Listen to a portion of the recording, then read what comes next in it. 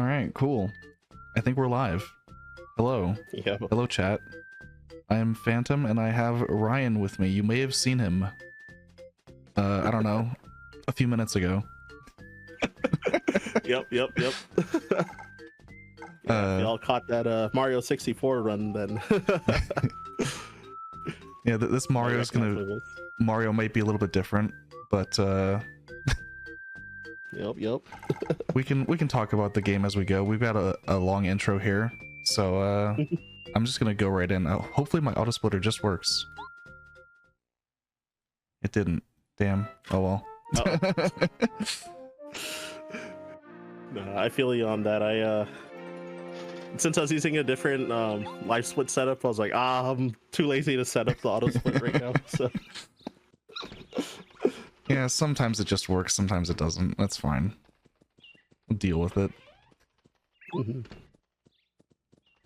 Yeah, definitely. Yeah, that too. Like, yeah, for me when I'm using auto split, like sometimes it won't start. Yeah. At the start of a run. I'm pretty sure I know the solution, but it's always a pain to mess with, and I was not prepared for that. Split manually, it's fine. Oh my gosh. Do you have your actual like individual splits up too? Yeah, I'm just cropping the timer. Ah, okay. Makes sense.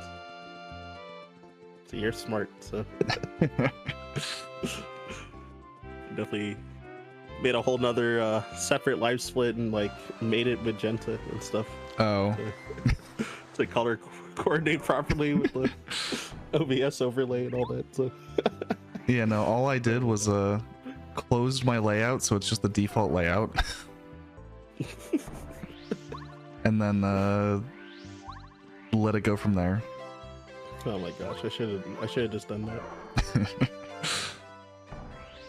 But yeah, we're this is the intro, kind of. This is a bit of time to control Mario before the game takes control away again for the next 3 minutes. But yeah, what's Paper Mario? What's Paper Mario? So Japanese it's called what? Mario's Story, right? Yeah, it's Mario's Story. Yeah, because I think thematically it wasn't supposed to be all about the paper, but a lot of sequels start to become a lot more like that. Yeah, there really isn't anything in this game that's just paper. Yeah, exactly. I think that's originally because of American localization. Is that the reason? Yeah, I think so. Because like it kind of shares a lot of style similarity with like Yoshi's Story. True. Yeah, that makes sense. Oh, I also forgot I was gonna mention how when you had control of Mario, that y'all probably noticed the spin and then canceling the spin with jump to move faster than normal walking. Yep, we're gonna be doing that constantly. Very small thing here also is Mario jump squats before he does the jump, and if you press the A button during the jump squat, he will cancel the jump squat. Yep. Little minor things that make this game a little bit more interactive. Yeah, the big frame savers throughout the course of the run. What got me into running Paper Mario? It's probably... I used to say it was like one of my favorite games of all time. I don't know if it's necessarily still the case, but... it's up there. It's up there. Speedrunning almost ruining it, eh? We will be doing some safe strats at the end for this run, because if I was going for like a PB attempt, the ending is very much not safe. It's much more akin to like a 50-50 coin flip if I can even finish the game. But the safe strats only lose about a minute, so it's really not worth in the marathon setting to not just do safe strats. Yeah, for sure. Yeah, it's generally what the odds are like pretty against you to get through like a lot of the end game gauntlet. Yeah, especially all of it combined. Bowser alone is about a 50-50. The Junior Troopa fight should be, on average, a 60-ish% chance that you get through just fine. Ooh, that's kind of low. I like my games where I got 100% chance to... That's easy. And then the hallway Bowser fight, you're always gonna beat in this category, except you have like a 10% chance that it is over before he can even shield, and you save like 20 seconds. Oh, true. Be mindful of game crash landmines. If only. This game is not particularly crash prone.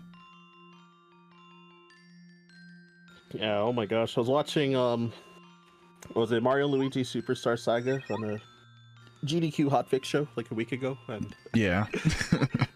yeah, it's like all bosses category, and then like the amount of times that Sway crashed the game. It's like, oh jeez. Yeah, realistically, even in like glitch categories, there isn't much you can do that actually like causes this game to crash. Like most of the time, it's like a soft lock, if anything. Yeah, that makes sense. Man, are you also gonna save a lot during like during the run, or not? I shouldn't really have to. Like, if I really need to, we can also just swap to some practice saves. I have over 100 of them, and it's not that big of a deal. Fair, fair. Okay. The first place we will realistically even have a chance of dying isn't until Chapter 4. And that's only if, was that a 2% chance? Oh, that's 2% more than I'd like. Yeah, it's a 2% chance that there's a fight that you just literally can't win. In Chapter 4. Okay. But yeah, low odds, so should be fine. And like the Chapter 6 and 7 bosses, there's also a like 2% chance that you get capped on power bounce early and lose a life shroom. Understood. But yeah, overall this is like fairly safe, so it's not that big of a deal. Alright, sweet. I'm trying to think. I don't think I've ever sat in for a full glitchless run, actually. Like, ever. It is a long category. I think I've probably seen, like, every part of the run, like, in different sittings or something. From, like, various different runners. Yeah. I mean, this intro is, like, it's gonna be the same in every category, basically. Yep. Which, almost done with. It depends what you consider the intro. Oh, true. Because the first split, no one splits until you, like, see the Chapter 1 title card. Okay, so this is, yeah, we're in for, we're in for a long one, then. Yeah, it's about 22 minutes for the first split. Yeah, I wish I could provide more insightful commentary, but we've got definitely gonna be all you. We've got a long ways to go before there's really much interesting happening here. You will see me grab a coin from this bush. This is important. The coin route in this category is actually perfect. Oh, really? I'm surprised for a glitchless run that it Yep. We don't have any spare coins. Oh, holy. We need 50 when we are leaving Chapter 1, and we will leave Chapter 1 with 50 if we do not miss any coins. Alright. And yeah, so I guess the battles are like really straightforward at this point, since yeah, you've got this jump and hammer pretty much. Jump and hammer and no action commands. Yep. Other games tend to give you action commands much earlier, or like just immediately. You can just do them. Yep. But no, we can't. We cannot perform an action command until about 19 minutes into the run.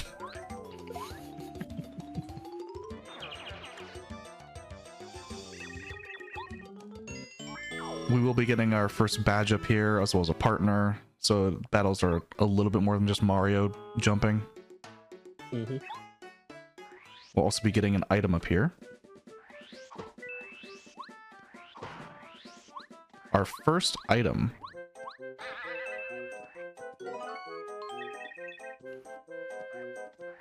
In the game, what's that do?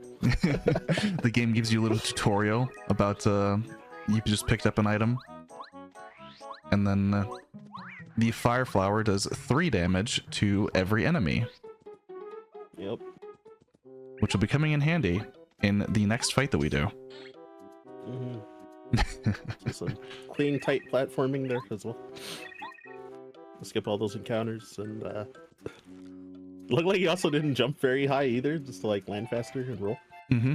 I mean, and spin. Yep. Roll. My brain. Yeah, we're rolling everywhere. It's fine. Oh my gosh. All of these little item gets dialogues I'm clearing by just spinning the control stick. Yeah, I like games where you can use your directional inputs to like advance text as well. Yeah. So, of course, the downside is like as playing the game casually, you can probably accidentally, you know, skip parts of like text. That's true. Like story text and things like that. Depending on the game, right? So. Yeah, so I got my first badge. I skipped the tutorial to equip it, and then just equipped it manually. Yeah, way faster. Less text boxes. Yeah, I think that tutorial takes about 7 seconds. Huh, it's actually less than I thought, but obviously still slower, right? Yeah. So, Goomba Road there that we just went through is considered by a lot of people one of the hardest rooms in the entire game. Remember when you were teaching me at your place? That... It's not easy to avoid those encounters. So we are setting up Red and Blue Goomba here to both have 3 HP. Blue Goomba starts with 3, Red Goomba starts with 7. And then the Fire Flower will defeat them both at the same time. Mm-hmm.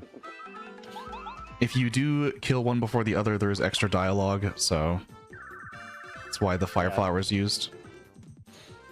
They're sad that they that you killed their brother. That's fine, though. They're just gonna go run off to Goomba King anyway. Yep. And then we have our handy heart block.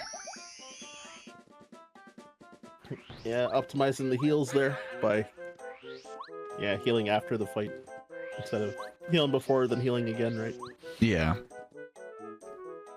Because we don't need to heal. They only do 4 damage if you execute the fight correctly. Yep. Yeah, one HP more than you need. Exactly. You never need more than 1. As we're gonna be seeing a lot later on. Yep. Goomba King here has 2 attacks he can do. He can drop the Goom Nut from the tree on top of Mario, or he can walk up and kick you. If he kicks, that's 7 frames slower. Oh my gosh. Alright, I knew that. You told me that before. Very, very small thing. You have no control over it.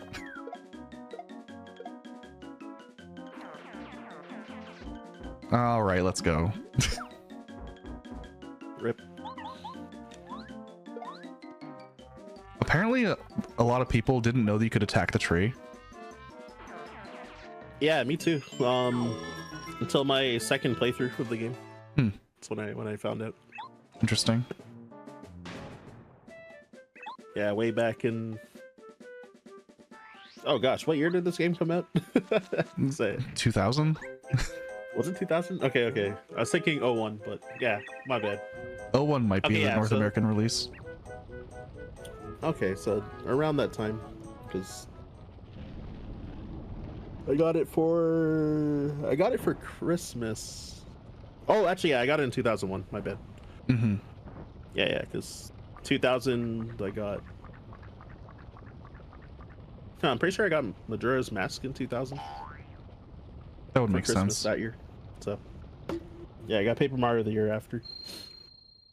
You know, when you're a kid and you only get one game every so often. Yeah. It's like Christmas is usually the guarantee, and then maybe some other point in the year. Yeah. Because I think I got Majora's Mask like, so I think it came out in October or November in 2000 in North America. So I got it for Christmas like shortly after. That makes sense, yeah. And then thematically beat it on New Year's Eve, a bit before the countdown. So Amazing. it's like 15 minutes before the real countdown.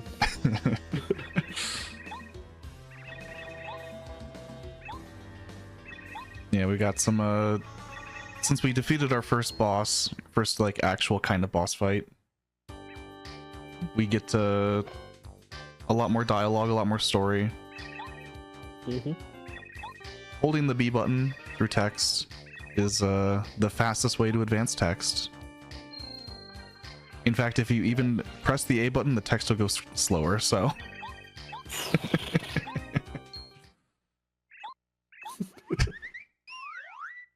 Very, very relaxing. You can almost forget that you're playing a game sometimes. Like cruising. I forget, does this category have like any like long breaks where you There are a couple, yeah. Okay. Especially in Peach's Castle, especially between chapters. Got you. Yeah, I was wondering because yeah, because I know like despite this being a long category, like I don't think people use turbo, like a turbo button or anything.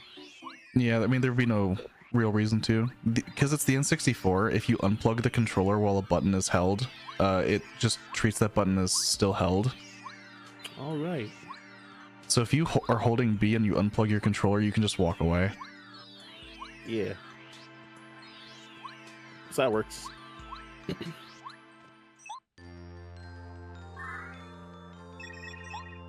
So yeah, convenient, because yeah, like sometimes like the difficult part of like a long speedrun can sometimes be like biology. Yeah. Yeah, there's Like, a couple like hungry or bathroom or something. there's a couple long breaks around the mid game where you can just put the controller down. Nice. 'Cause, yeah, similarly, like, yeah, whenever I run Arc Rise Fantasia, it's like over 8 hours JRPG, but yeah, since we allow the use of turbo, then yeah, like I gotta plug in my turbo controller and just leave it to get up at some points. Yeah. I don't think there's like ever like a 2-minute, even like a 2-minute break at any point in that game either. So I think the longest in this is about 2 minutes. about 2 minutes. Okay. The longest like consistent break. Yeah. So as a runner, it depends on how far the bathroom is from you, whether that's okay or not. Yeah, it's like about the actual middle point of the run too. Gotcha. And yeah, similarly, like running Mario RPG as well, like on SNES, like I've sometimes have been late coming back during a text box break or dialogue break. You might like get into a battle and then like the turbo controller is like mashing. And just like attack an enemy and kill the run. had that happen like twice, I think, just for being slow from bathroom or like refilling like a glass of water or something. That screen right there, if you were to open the item menu and just like walk away for, I don't know, 10-15 minutes and then close the item menu, the game will crash. Oh, what? Because the stars are all being loaded, but they don't fall while the menu's open. They keep spawning.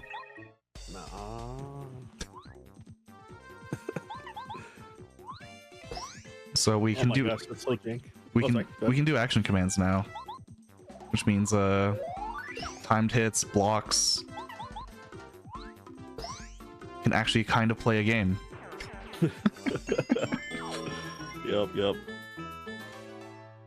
So yeah, for power bounce, adds 1 damage for action command. Yeah, reducing damage by blocking. And we won't be fighting with action commands for another 4 or 5 minutes. Because we got a lot of walking to do. Mm-hmm. Thankfully, it's not actually walking. The spins are much more engaging. There's a lot of little tech with spins.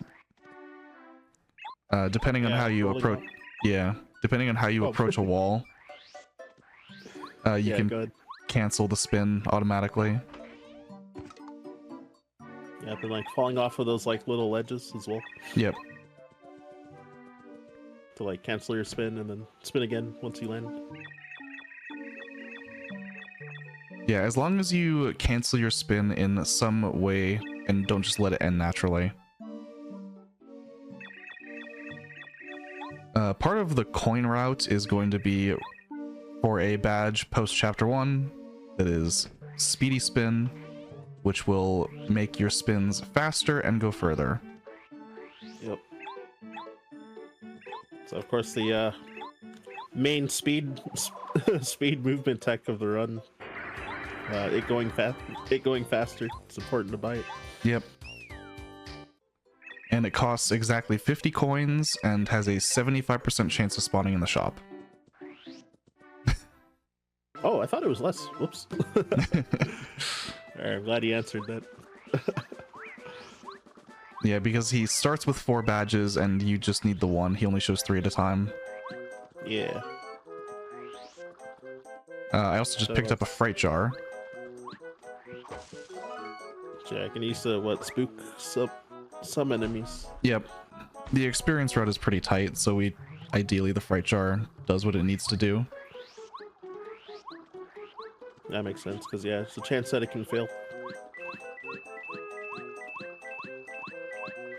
Yeah, on enemies in chapter 1, the fright jar will work 90% of the time. Generally speaking. Yeah, so hopefully no shenanigans. It's a little awkward if it 1% double dinks. Oh my gosh, I bet that's happened to you before, eh? It's happened to plenty of people. Oh my gosh. I've seen it happen to Lopez multiple times in a row. In a row? Yeah, multiple attempts in a row. Oh my god. I'd be so heated if it happened once. Alright, so this is Cooper. He is the second partner. He will see quite a bit more use than Goombario. In fact, after we remove Goombario here, we will only see him again once. Oh my gosh. And that's only because he's faster than Bo for that exact fight. Ah, I see.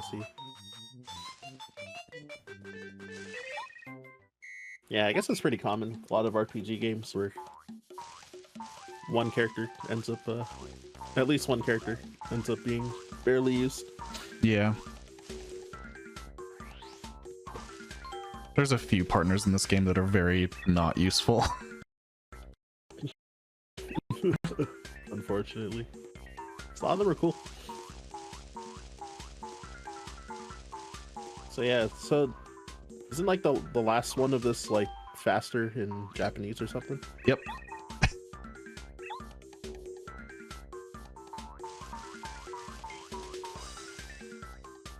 Okay. I was counting in my head and trying to pay very close attention.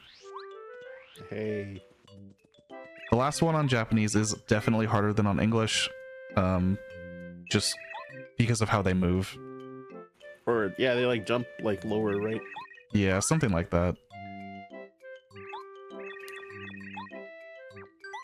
But now we have Cooper. Yep. And conveniently, the game gives you this encounter with 4 fuzzies to probably try and teach you to use Cooper, right? Yeah. But they have 3 HP.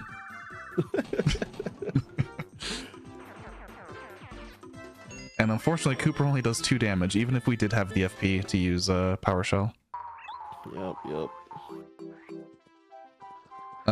This is technically an optional badge. This is for safety.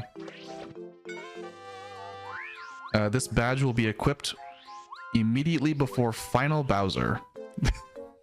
Oh. This is how far ahead we're planning safe strats. Holy crap. Grab a coin there for just a fast push coin. So yeah, if you were committing to not do safe strats, you would not get that badge. And all of your menus for the entire game would be different.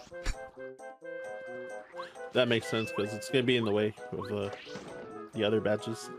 Yep. Later on. Which is also suboptimal.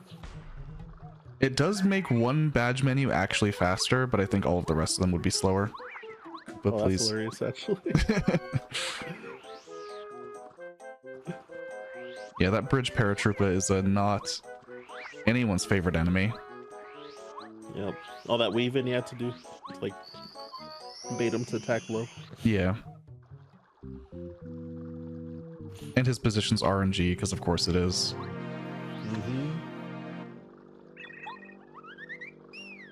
But we're entering our first dungeon. Yep.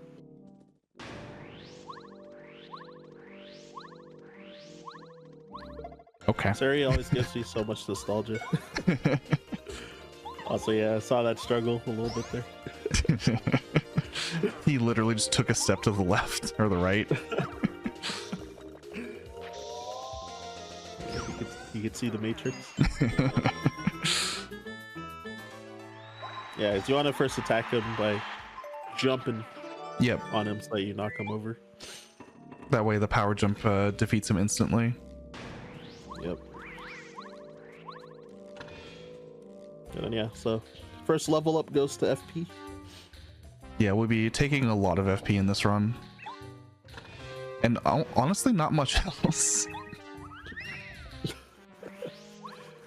We only upgrade BP a couple times, so... Yeah, so I guess you only need a few specific badges, so... Yep. And HP is, of course, the least important thing for us.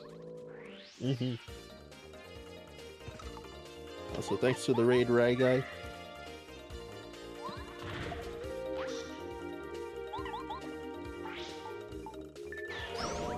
So yeah, you can see kind of how Cooper is putting in work for especially this dungeon. Where he's definitely intended to be used very often. Yep.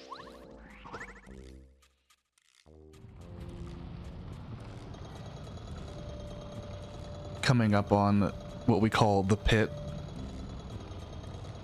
This is the gauntlet of 3 fights, including one that is purely RNG. Very favorable RNG, but it's RNG.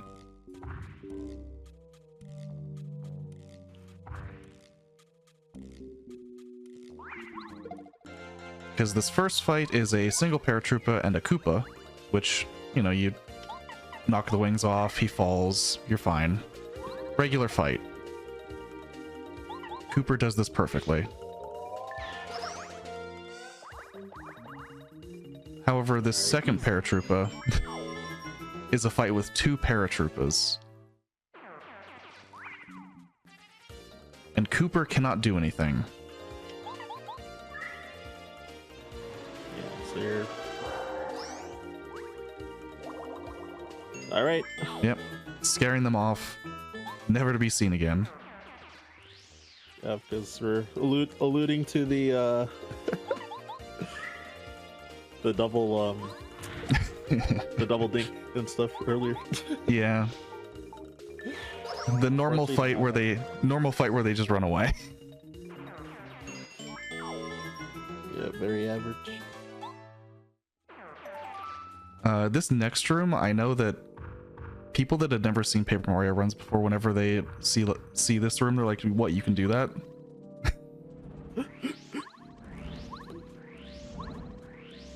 Oh, yeah, I forgot for the second encounter that you took. Yeah, how when you baited the paratrooper to come down at you, and then you moved away so that when it stopped moving, then you walked into him so that you wouldn't get first struck. Yep. Yeah, I forgot to point that out. But yeah, I also never knew about jumping in circles around that until you were showing me at your place. Yeah. It's 20 coins, and 20 coins is a lot of coins. Yep. Yeah, we're currently at 31, and the next fight that we take will actually drop 9 coins, and the final fight in this chapter drops 10, which puts us exactly at 50. Nice. Which is all we need to buy Speedy Spin.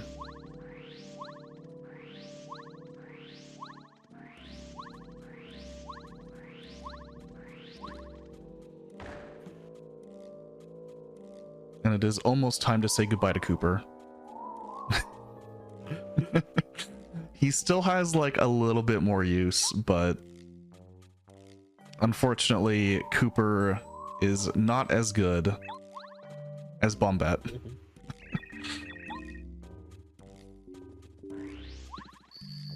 Yeah, getting replaced by someone even better. Immediately. Circle of life.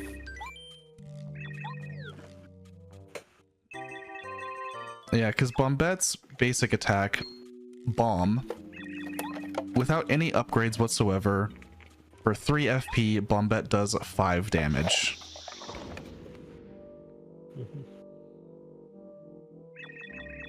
Cooper still has 1 use.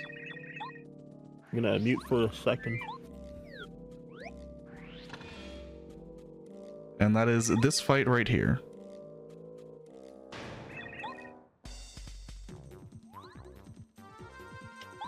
Because it's just like the others.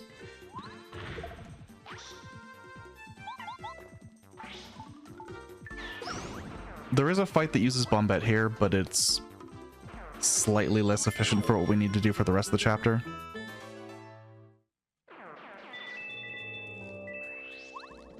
Okay, just coins.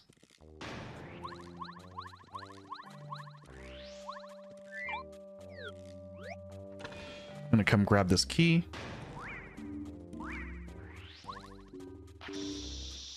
Okay, I'm back. You eating. you missed just Cooper's last fight that he will ever participate in. Yeah, I was watching and listening, but yeah, I just don't want to annoy people with like chewing almonds and stuff. Yeah, Cooper still has a use, but he's not going to be used in fights. Yeah, because stuff like this, like being the far to reach Yeah. switches and stuff like that. I forgot the name of that tech. Was it called Pie Jump? Yeah, these are pie jumps. That was it. So, pretty straightforward, jumping like kind of around the wall. Yeah, instead of hitting the switch over and over and like watching that little cutscene. Saves like 12 seconds. And then falling there is like frames faster or something, as opposed to taking the stairs. I guess that makes sense, actually. But yeah, so we have 7 FP at the moment, which means for this cannon fight we have exactly enough FP for Bombette to blow them all up.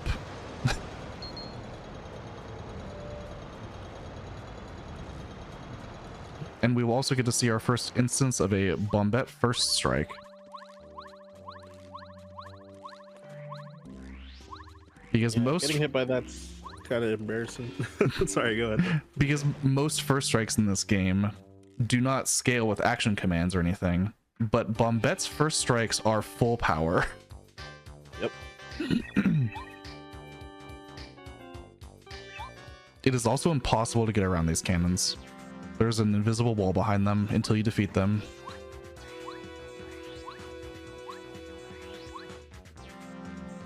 Yeah, so hence why you're forced to fight. Yep. So I didn't know that. It'll be an invisible wall. Yep, it'll be relevant when we talk about cannons in Chapter 8. True.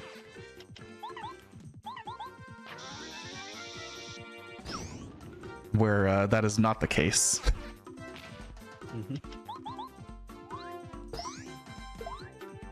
So we get to see the swag later on. So yeah, that's the cannon fight. All right, nicely done. And I need all of these coins. Yeah. For early game enemies, that's those cannons are bulky, so. Yep.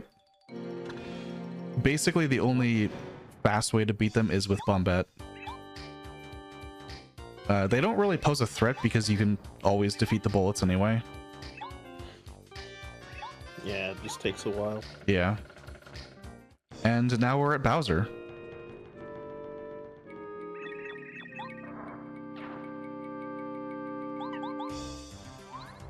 This fight's fairly straightforward. We want to end on Mario's turn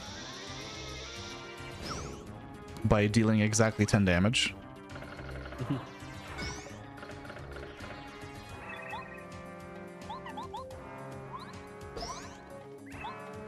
Because this means that Bombette gets to take a turn before the boss. Yeah. Yeah, this turn order still persists. Yep. One of the kind of few instances, because this doesn't happen with other multi-stage fights. True. But Bombette is able to instantly knock over the tower. And then we have convenient items. Gotta give them the work. For these enemies that have 5 HP.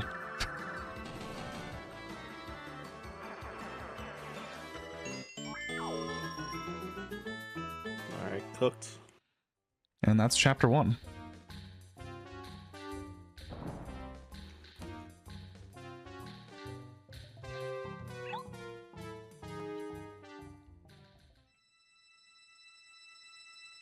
That is kind of the end of the beginning, I guess.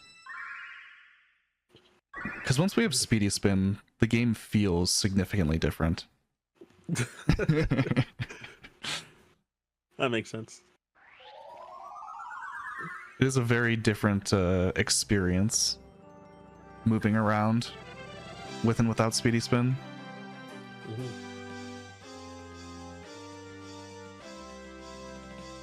So yeah, some of those runs where you, or those types of games that for speedruns where, yeah, movement feels different after a certain point once you get like more movement upgrades, like Yeah. Metroidvanias, for example, then stuff like that. So you gotta like remember your muscle memory between like early game and like later. Yeah, it definitely has a big impact.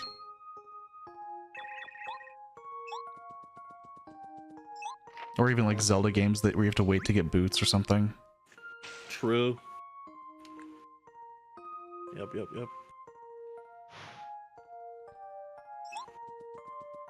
Yeah, this is the not really the first, but like the first post-chapter Peach cutscene. Not a whole lot you can really do here to speed it up. You just have to move Peach to the objective. Yep, so optimizing moving your Peach. And we have one more chance at taking a tutorial. Oh, this. Yeah, yeah. Because you could take the Star Spirit tutorial. I think that one's like 45 seconds. Ooh. Yeah, I do remember it being kind of long.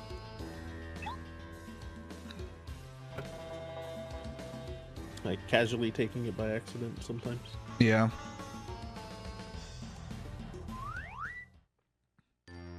Eldstar is kind of a tricky one. A lot of people forget that he asks you a question until you've done it hundreds of times. Mm.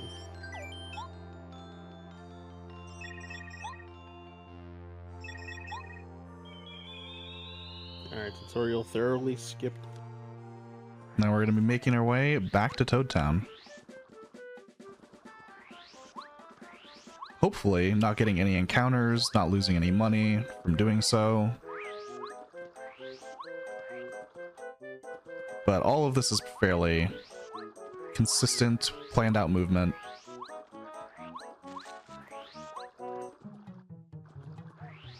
Ending with the Junior Troopa fight up here.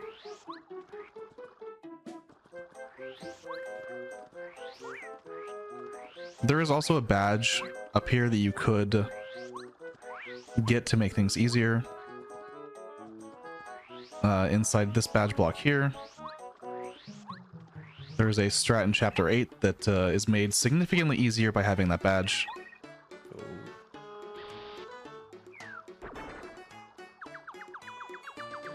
But we can just do it the fast way when we get there.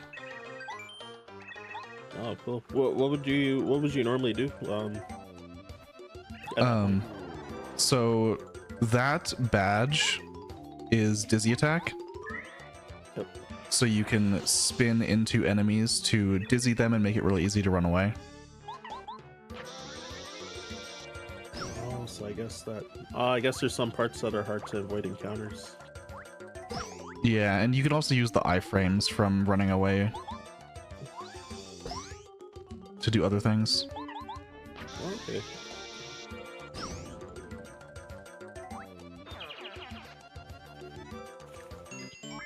Yeah, that was our Junior Troopa fight.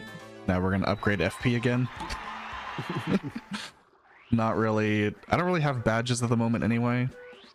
So. True. Yeah, decently quick fight though. Yep. Even with his improved defense. But yeah. Bombette hits so hard. Bombette hits hard, and we saved that Thunderbolt from Chapter 1. So this is Ralph. We get to see his badge shop. And we get to leave his badge shop. Hey, first try. Yeah, you can immediately see the difference. Yeah, got fast and far going. So we're making our way to Chapter 2. Pick up this seed on the way.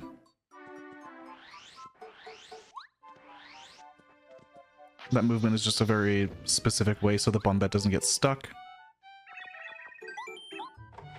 Depending on how you move, Bombette can sometimes get stuck in the air and not...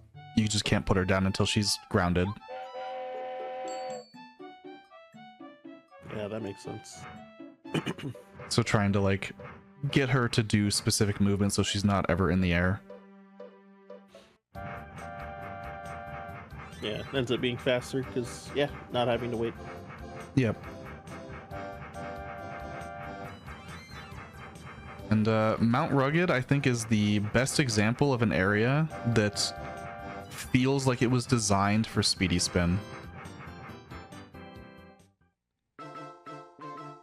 Because a lot of these rooms and a lot of these like ledges are spaced for a True, actually. a speedy spin distance spin. Yeah, right? Yeah, thinking back to the... Yeah, when I was learning the movement. Yeah, like these like long gaps. Yep. Or like large open spaces, I mean.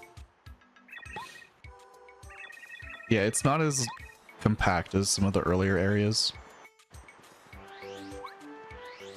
We will be grabbing an item here. Don't do it!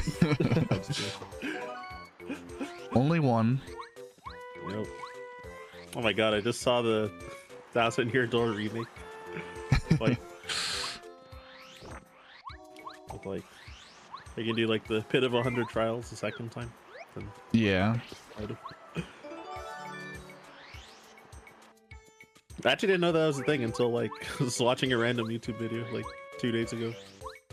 But, Yeah, I never ended up doing that fight. oh no? No. Gotcha. I did the other one. Okay, that makes sense. The other secret fight. The game's been out long enough. Can spoil it. Or can we? Probably. Yeah, we're just going through Mount Rugged. These rooms are just so nice. They feel so good. Yeah, right? It's like the clean movement. And yeah, damage dodge badge, so take what is it, 1 less damage if you block? Yep. Be using that in what's my timer at? I don't know, like 2 hours. No, I'm not sure where your timer is set either. Yeah, I can look at the stream real quick. If you don't have the timer visible. Yeah, I can see it. We're about 47 minutes in. So yeah, it'll be about 2 hours before damage dodge gets equipped. Okay.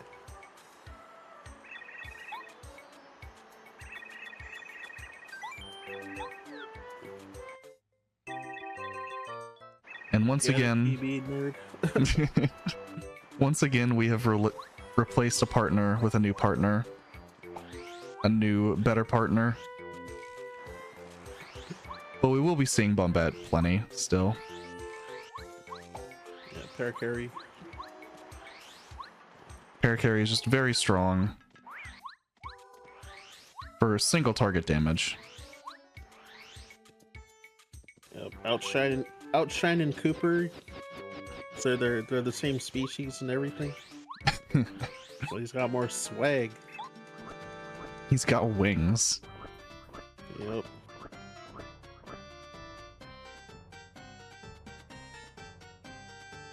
So, Buzzar here. I have seen people not take the second option here. And say literally anything else and get stuck in a fight. Uh-oh. I'm assuming that must happen by accident in runs, right? Yeah, I've seen people make that mistake. Not like very often, but Occasionally. Just- Yeah, just thinking of experience from like RPG speedruns and stuff like that. Where killed a run to like similar things where you have like multiple choice and you just kind of forget. yeah. Or just not paying attention because it's like the... Yeah, because it's like buried in like in text. And you've probably already been there before, maybe that same day or something. Yep. Yeah, we're making our way to the Oasis for one specific thing. What about that drink down there? Don't need it. We're upgrading Bombette. Yeah, so she's got was it power bomb now? Yep. Power bomb and more damage overall. Yep. So yeah, +1 to all of her attacks, and then also yeah, power bomb being massively powerful spread damage. Yep. Just too useful to be able to do 6 damage to everything on the ground. Yep. It's pretty expensive for FP, but it's yeah, it's so strong. If you beat that mouse to the loading zone, he will not show up on the next screen. Oh, that's hilarious.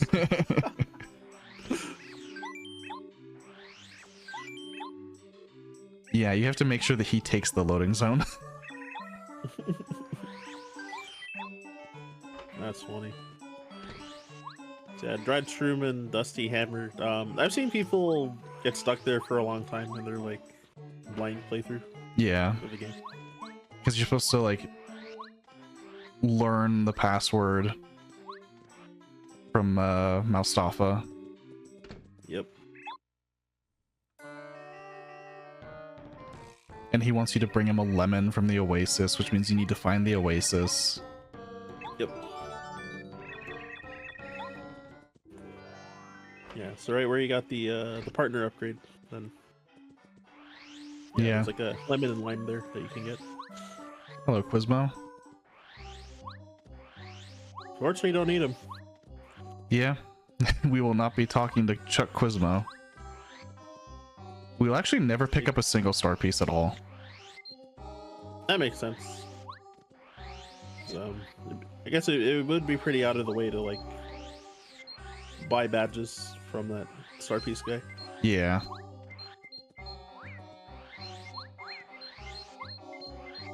And Guy, girl, I forget. Actually, I think Merlot is a guy, okay. like the youngest brother. There you go. All right. Yeah, so go in the house, like in the start area, and then go all the way up the stairs. And Yep.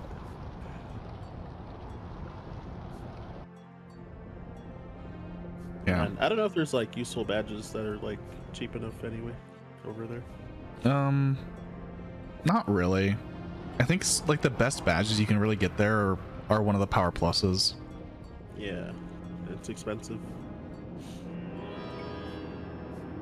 Yeah, and it's also 6 BP. Yep. Expensive to use, expensive to purchase. Yep. Yeah, we have our second dungeon, Dry Ruins.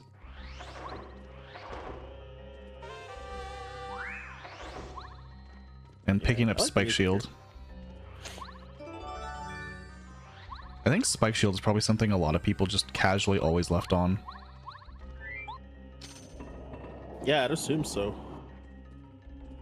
It just protects you from accidentally jumping on something. Yep, yep. It's definitely casually one of my favorite badges in the first 2 Paper Marios. Makes sense. It's funny, I also didn't know in Thousand Year Door that those enemies that you also can't hammer Mm-hmm. have their spike. I didn't know the spike shield actually protects against that too. Oh yeah. I forgot those enemies' names. But you know the ones I'm talking about, but I forgot their names. Yeah. I can picture them. Yeah, I just assumed that you would still get hit by them without spike shields, but they just don't like poke you when you, because they extend their spikes out at you, so that's why I thought. Yeah, the ruins here in our second dungeon, every room is curved a little bit, and there's no like correction on the movement for Mario, so you spin left, you will spin left, and then the room will curve underneath your feet. Yep.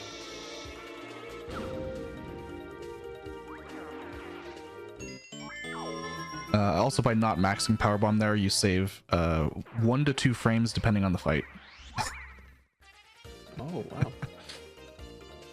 Because you don't need to do the max damage, and the explosion is a little bit laggier if it's maxed out. Oh, because it's bigger, I guess. Yeah.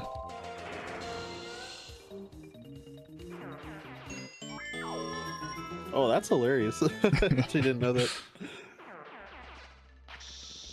Okay. Okay, guy. Oh, the enemies are called bristles that I was talking about. And dark bristle. Yeah, there was nothing I could really do about this Pokey. He just decided to walk away.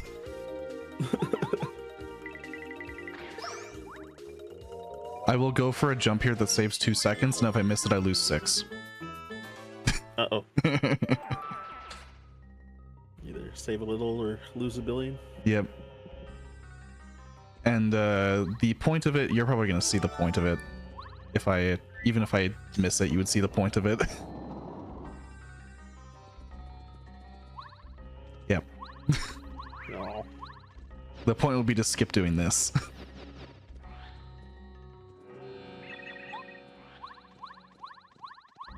That makes sense. Just because Paracarry's animation is a little slow. But that jump is 1 to 2 frames depending on your angle. It could be frame perfect, or you can have a couple frames to do it. Oh wow, angle dependent. 3D games. Yep. Yeah, we're getting our first Mario upgrade. For the thing that Mario doesn't really use. Hammer upgrades literally don't matter for Mario's damage output in this game. Yeah, rip.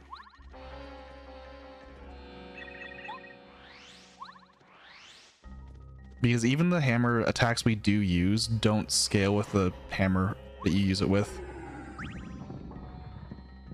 The Quake badges are all tied to the badge themselves. Yeah, that's what I was gonna say. Yeah, and I guess you don't do like normal hammer attacks like ever, right? Yeah. There's just never a reason to.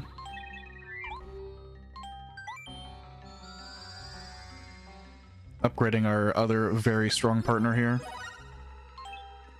Yep. Let's see if I can buffer this angle. This angle's very precise. Okay. You can spin at an angle that goes between the pebbles. It's like not worth caring about, but So you don't have to spin the second time, right? yeah. That's funny. Just one of those like, oh, it's pebble skip, but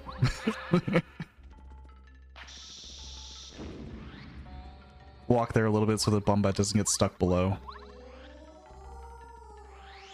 Because she likes to do that sometimes.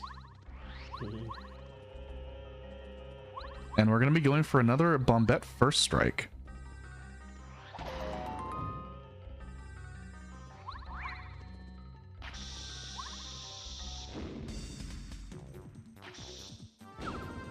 Easy.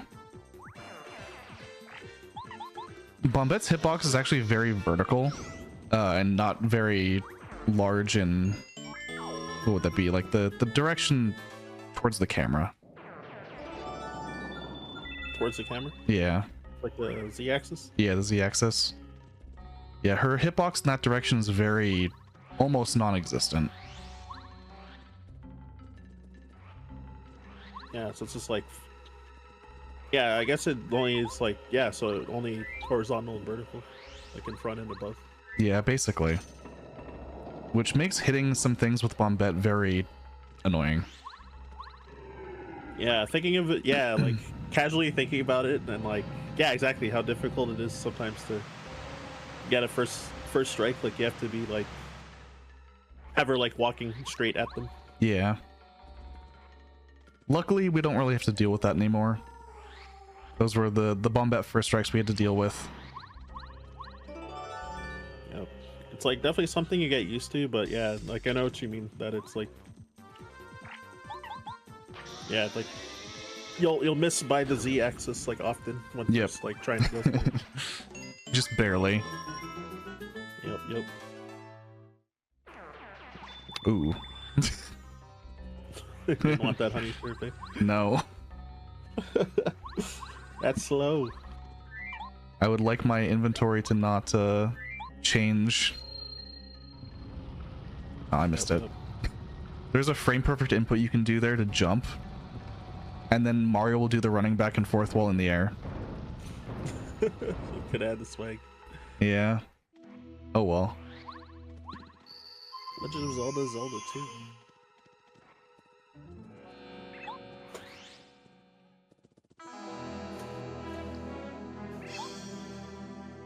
But yeah, this is our second boss fight. This is Toot and Koopa. We upgraded Paracarry. We also have Power Jump still.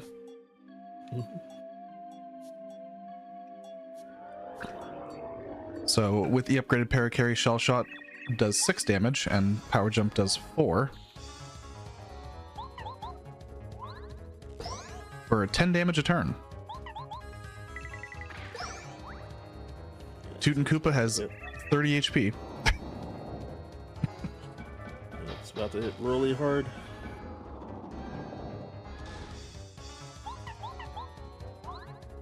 And you just don't hit the chomp. Do not shell shot the chomp.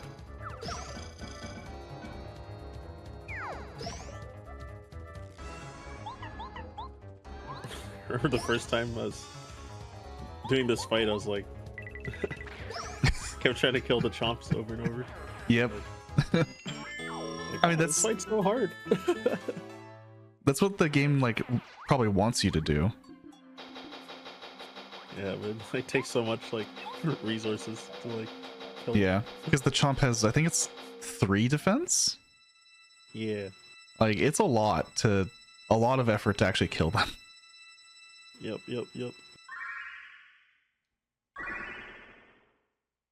Zelda 2. Zelda 4. I'm seeing double. 4 Zeldas. Alright, second one down. Easy. We're most of the way there, surely. 2 out of 7. Yeah, getting there. Yeah, we have 4 partners. How many partners are in this game? 8? That's half. 8? Yeah. 8 partners, yeah. It's just that you get so many, like, early. Leaving chapter 1 with 3 partners, whereas in, like, TTYD, you leave chapter 1 with 2. Yeah. And TTYD stops giving you partners at, like, chapter 5. Yep.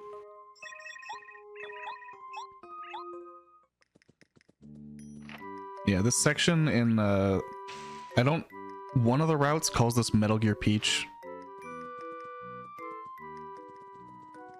This section specifically.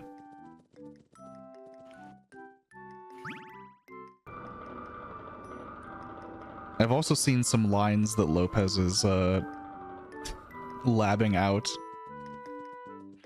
to save, like, a second in this cutscene. Oh my gosh. But it's like nearly pixel perfect to walk in front of the Koopa trolls, basically. Mm-hmm.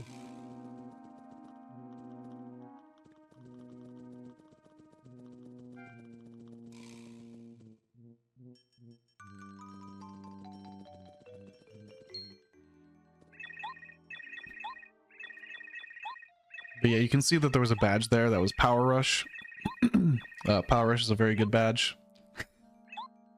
It's unfortunate that it's located right there. where you can't really do much about it. Yep.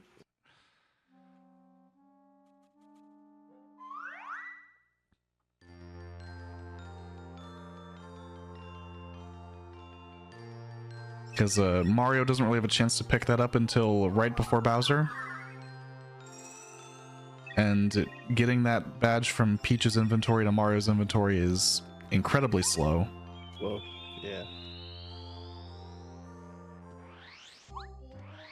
It's like a neat mechanic, but also Yeah. it's like for a speedrun, basically. Yeah, because that's what you're supposed to do. You're supposed to send Power Rush to Mario, as well as like eventually Last Stand also. Yep. But it just takes so long to pick them up as Peach and actually deliver them to Mario. Luckily, we have a much better badge that we are getting in this chapter. Yep. Because Power Rush gives you +2 damage when Mario is at 5 HP or less. And Chapter 3 is also the home to Mega Rush. Yep. Which gives you... How much does Mega Rush give you? I actually forgot. In this game, it's +4. Okay. So I was about to misspeak and say 5. It is 5 in TTYD. Right. Okay, yeah, so it's 4. You're at 1 HP. So. Yep. And the Mega Rush effect overwrites the Power Rush effect. You can only have one of them at a time. What? I didn't know that. Oh my god. What a bad game. And in TTYD, they stack. Just the dev's biggest mistake was buffing it. Yeah. Like in this game, it's good, but it's not overpowering on its own. Yeah, TTYD, the Danger Mario strats are wild. Yeah, Mario becomes impossible to kill and kills everything. Yep. A god among men. Made of paper. Yeah, we're gonna be making our way to Boo's Mansion for a series of RNG minigames.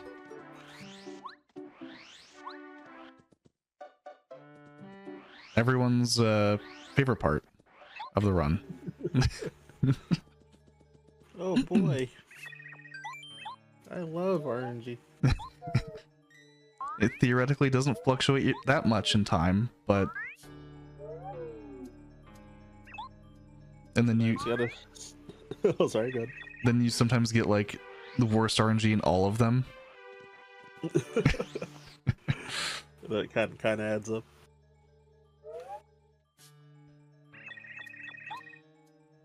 Bootler is also the only Boo that has hair.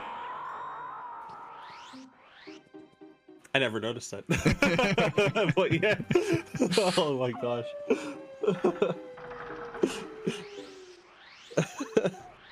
Yeah, true.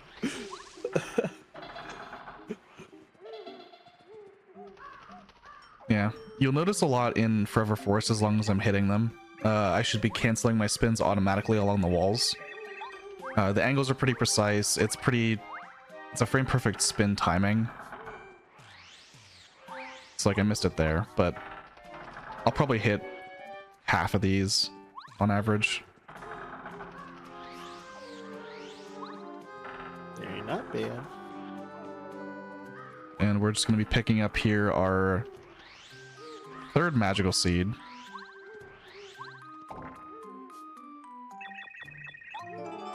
You get these, the first 3 are all like right away. And then the last one is after chapter 5. Yeah, it's a huge gap. But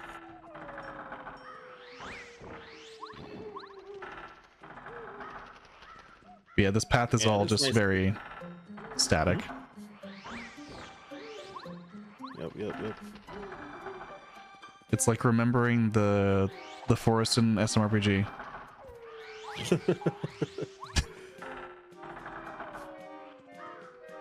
Oh my gosh. Actually, I think the second last time I was de-rusting that game, I forgot part of the path during a run. I was like, so I just like started the run with no practice, and I was like, oh yeah, I don't remember where to go. Gino leads you the way through most of it, and then at one room he's just not there. Yep. I was like, oh crap, where do I go? And I wasted time choosing the wrong way once.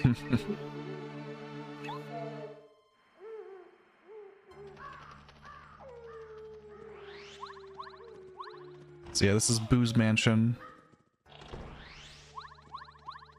We're gonna be immediately entering a minigame.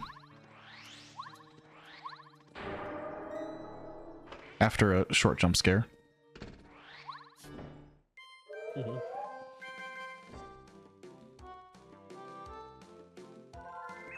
For most people, I don't think you'd even really notice that it does this, but the amount of time it takes for him to drop the record is RNG.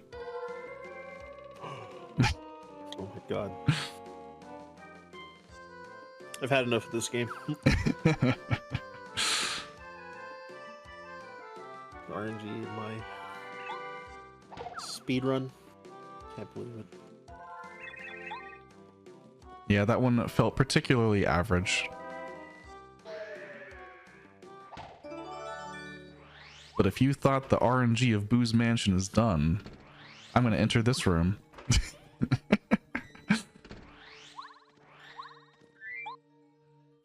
This Boo, as he's walking over, can randomly dance and just waste time dancing in a circle. He didn't do it.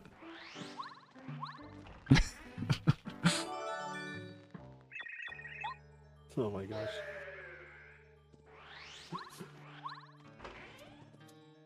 But we still have one more minigame to go. Because we're getting another upgrade for Mario. This one actually matters.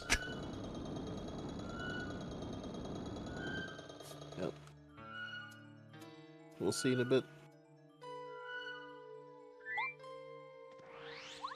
For this minigame, it's similar to the first one with the Boo rings. They drop the item into the ring of Boos. You have to follow it. Except this time, they will throw the item between themselves. They can throw it anywhere from 7? I think it's 6. 6 or 7 to 11 times. Alright, getting 6.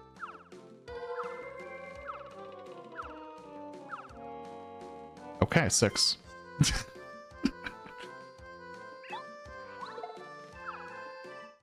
Hey. But Mario's jump will now deal more damage. Yep. And spin jump lets you do things like break these panels.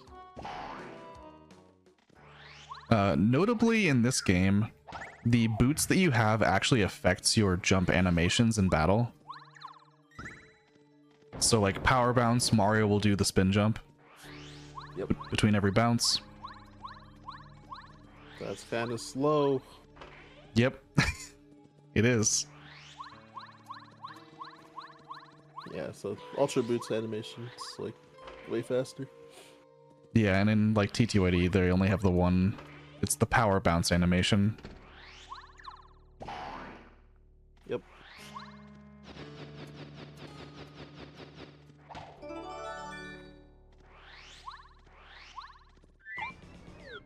Alright, got the portrait ghost.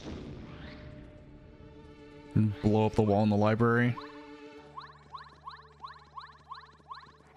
I guess they are Boos. They don't really need doors to go to the library. Yeah, just pace through things. Appearing out of nowhere, like jerks. Freaking me out.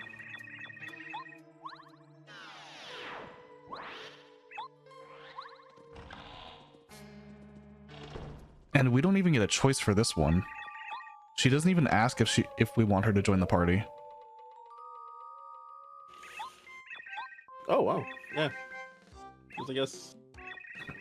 Wait, is everyone else? You get the yes or no prompt? The last one that gives you a choice is Paracarry. Oh, okay. Everyone else just joins the party. Okay, so. Yeah, so the rest of them force themselves on you. Yep.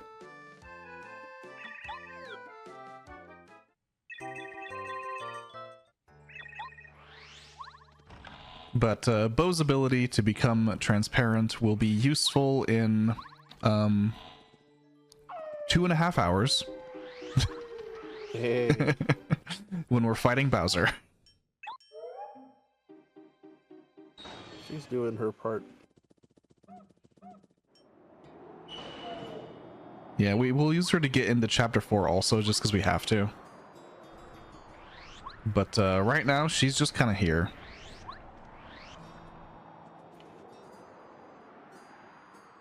I do like Gusty Gulch's music, though. Yeah, same. People often ask, what's your favorite, like, song in the game? And I was just like, I don't know. I've heard them all hundreds of times. Whichever area kills the run less. True. I'm just kidding. The easy stuff is like Bowser's Castle theme, whatever. Yeah. All right, this is Tubba Blubba. He is invincible because he doesn't have a heart. Like a monster. We're also going to be grabbing this item right here. That repel gel will come in handy. Always a good item. It's like Bo, but an item. Yeah. Turns out it's more useful than Bo because of that. Yep.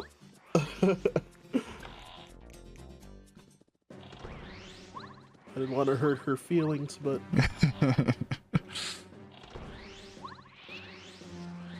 So there's a badge called Feeling Fine, which like makes status effects not last as long. And it also affects the repel gel. oh my god, I didn't know that either. Yeah, Rotor Storm, thanks to the rain. What do ghosts taste like? I wonder. True. Could be anything, or everything, or nothing. Because the way Tubba Blubba eats them kind of makes them look tasty. Just swallows them whole. Yep.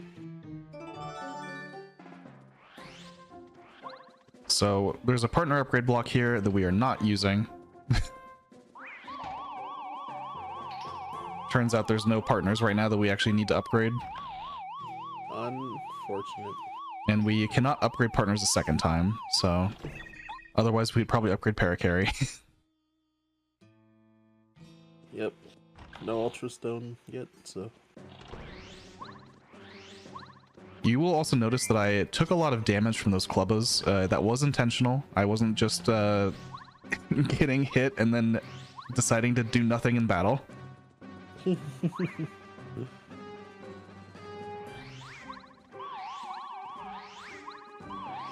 Gotta prepare for the cheese. Yep. It's kind of from this point on that we want to pretty much always be at as little HP as possible. Yep. He was coming with me.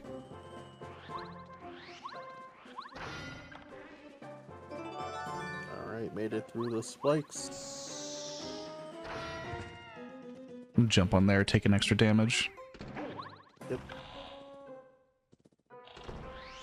And then we're gonna make our way into this room. Pretty big detour coming into this room, but I think it's worth it. Some impossible strats there.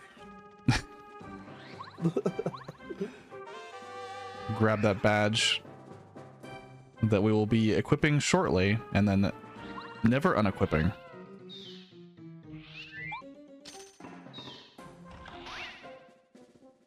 And careful not to wake that guy up. Yeah, I could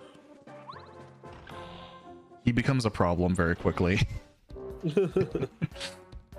And you really need to not get first struck. Got 1 health. Yep. We do have a life shroom, but that life shroom ideally we will have until the end of the game. Yeah, exactly. So you could buy chill out from... I'm just kidding. You could from Merlo, just grab some star pieces, make your way up there. Oh my gosh.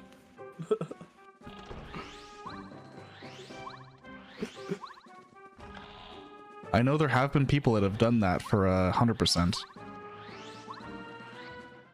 to get chill out early. At least that makes sense.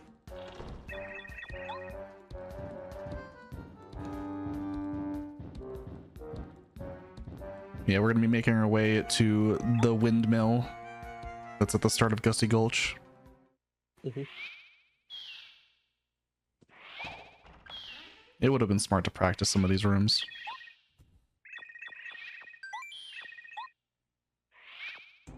Yeah, I feel you on that. This escape is there's some pretty tight lines you can take to save a couple seconds. Yep. I already know I'm on the perfect line.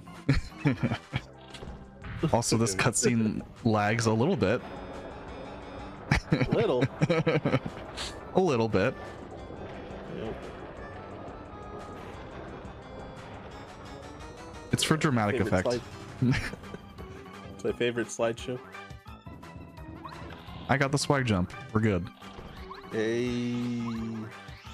1 interactable frame. Because the door opens on its own.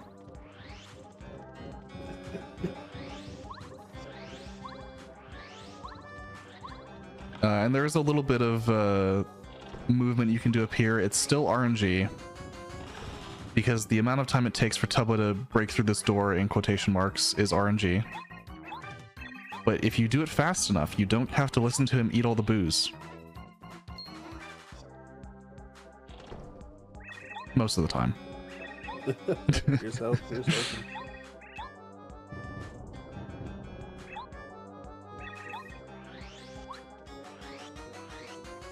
Oh, okay. Not even close. I did not have a chance there. Yeah. That's fine. Sometimes the game just disagrees. Sometimes the game is wrong. But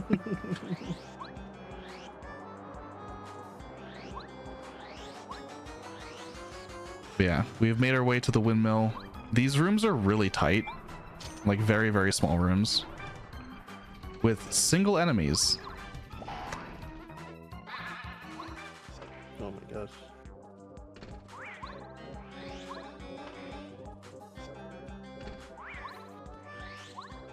One more. Oh. Also, just double checking some stuff. So if I'm a bit quiet, don't mind me. So the 2 badges that I just equipped are Power Bounce and Mega Rush. Let's see if I can do this. I got 4 capped. That's sad.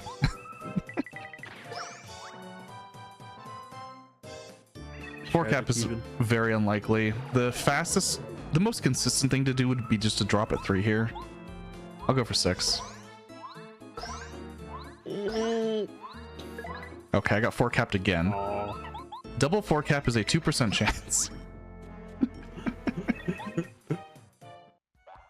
Luckily, Wow.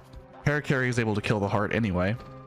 If we get double 4 capped in the next fight that we power bounce, which is the same odds as that one, you die. Oh, jeez. Like, it should never happen. Statistically. Mm-hmm.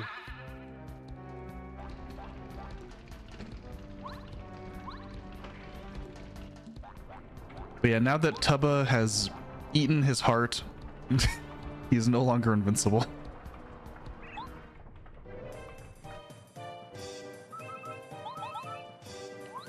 Love this song. And he's been defeated. 2 quick ones. Level up our BP. Since I had to do I had to unequip badges that we had on when we, in order to fight the heart, I had to unequip like Speedy Spin. I would like to put that back on. So BP is the most obvious upgrade.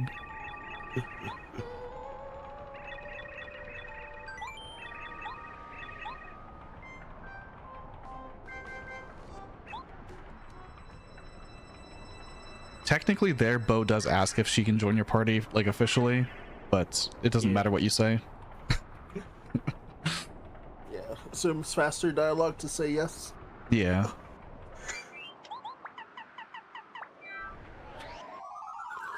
Slightly faster, and even so in categories like glitch categories, if that interaction actually added her to your party, glitch categories would be a lot safer. Dang. Because it is optimal to skip Bo. Oh. So even in like Dang, that's unfortunate. all bosses and all cards, where you have to defeat Tubba regardless, it is just so much faster to never get Bo. Yeah, dang, that sucks. Actually.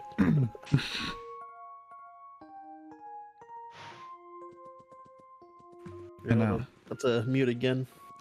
And grab some water. And Peach is gonna be lying to Bowser about everything that Mario hates. Mario hates mushrooms. Is the first one. Second one is Thunder Rage. Yeah. Mario hates mushrooms and Thunder Rages.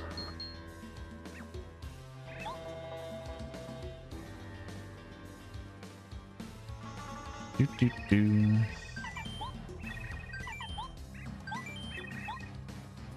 And then the third one literally doesn't matter.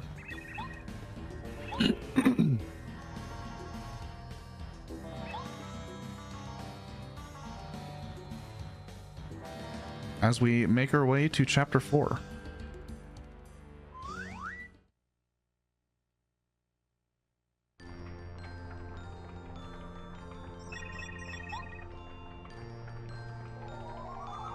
This is also like kind of convenient in a way.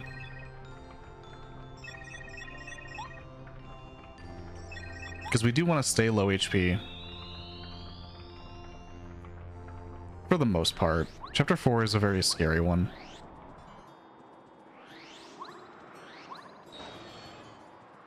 And we'll be doing all of chapter 4 in peril.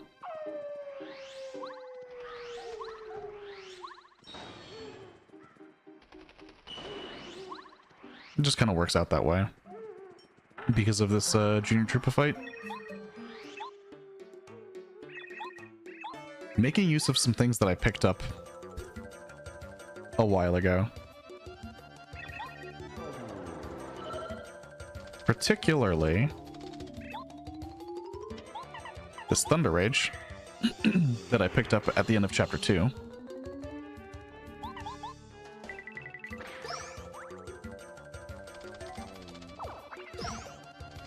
Okay.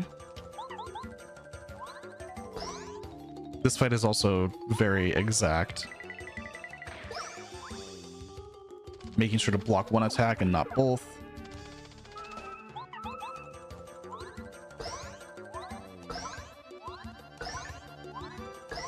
And doing exactly 5 bounces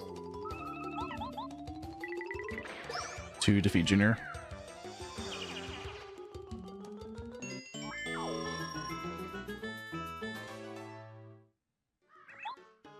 And now for the next, I don't know how long this chapter realistically is. But for this entire chapter, we will be in peril. Which can be a little scary.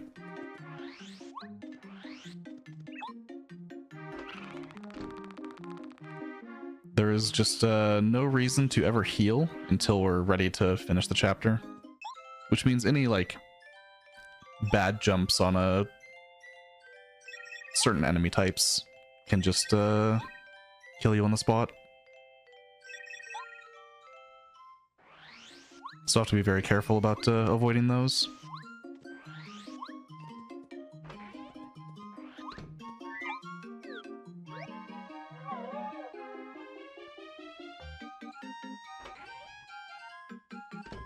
Otherwise, chapter 4 is very simple. A lot of like back and forth between the toy box and Toad Town. But nothing particularly complicated to look out for.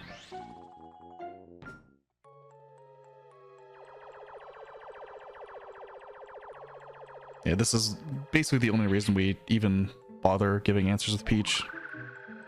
Because if she spawns an enemy here, that would be unfortunate.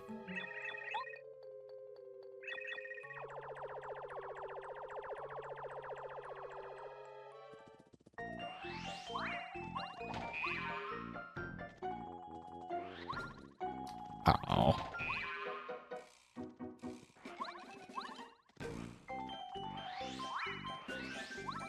Yeah, Blue Station especially. Just gotta grab this key. Alright, I'm back.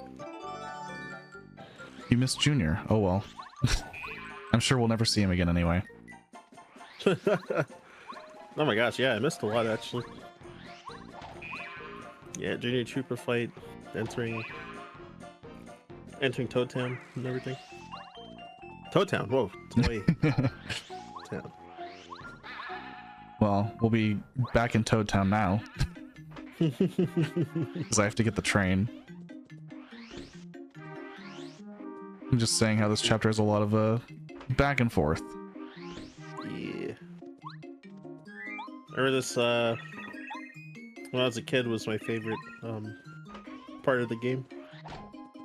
It's all the interactiveness. Yeah. There's a lot going on in Toad Town that we just kind of ignore. Yep. Yeah, we grabbed a Voltrum there, which is one of two that we actually use. It's kind of funny in a way, because it doesn't seem like that important of an item. Right. Yeah, I can. I'm pretty sure I can guess at least one of the places you're gonna use it. Yeah, we'll be using Not sure it. about the other. We'll be getting another one in the toy box as well. But Right. in the meantime, this next room has very, very specific movement to try and not get hit by this sky guy.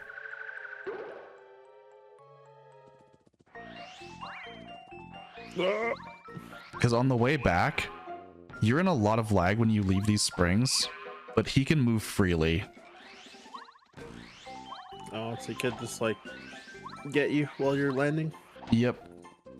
And if that happens, he first strikes you and you die because we're at 1 HP. Yep.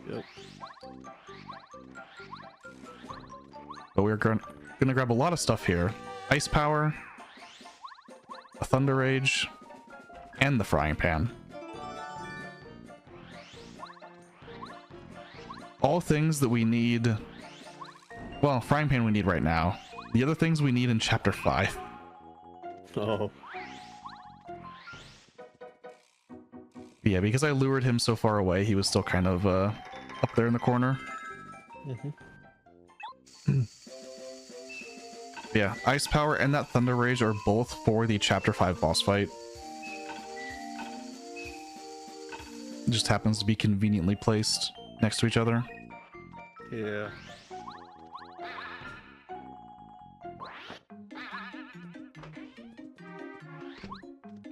And then time to go get a cake from Tasty. So that we can actually continue the chapter.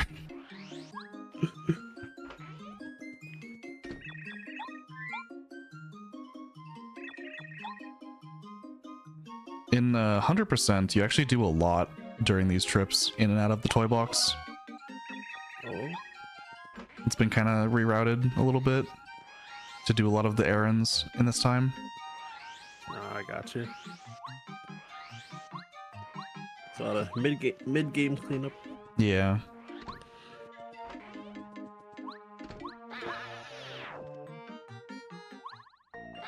Because yeah, this is a pretty quick chapter if you just kind of go forward.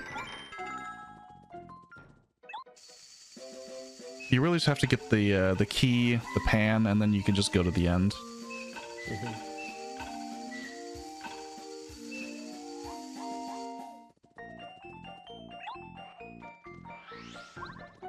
When I say that Bo's not useful, she does follow you the entire time. That's something, right?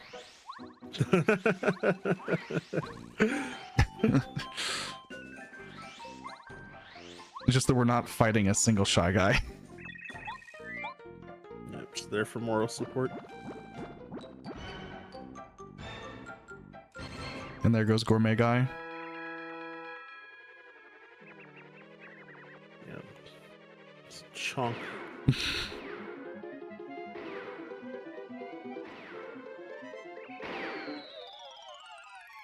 A cookbook that we will never need. Alright, goodbye, cookbook. Feels weird to leave key items behind sometimes. Yeah, right?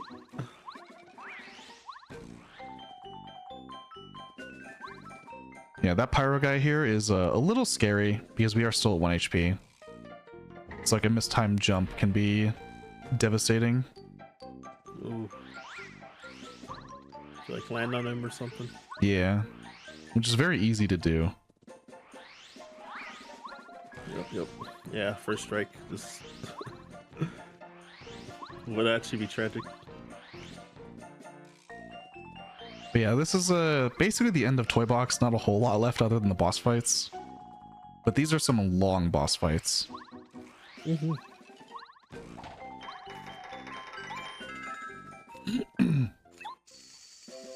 General Guy is a particularly long boss fight. Multi-stage fight. Yep. He talks a lot, and there's like a lot of stages.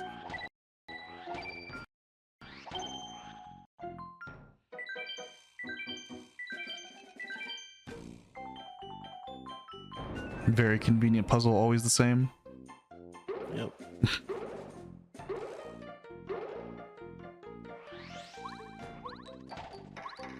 And off to Red Station we go. Red Station has some fun platform cycles that you can try and hit. They're pretty tight. And somewhat RNG dependent.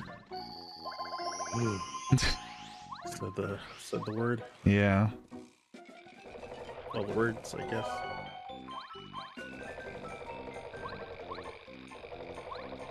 This might be good RNG. Cool. Made the cycle. Hey. And then this is a Big Lantern Ghost. 2% chance that he does kill me here.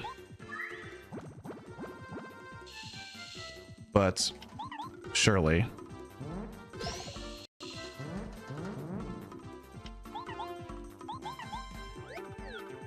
I did mention a while ago that we use Goombaria one more time.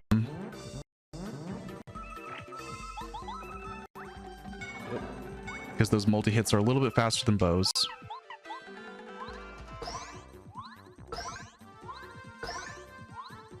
Okay, we're fine. He can no longer kill me.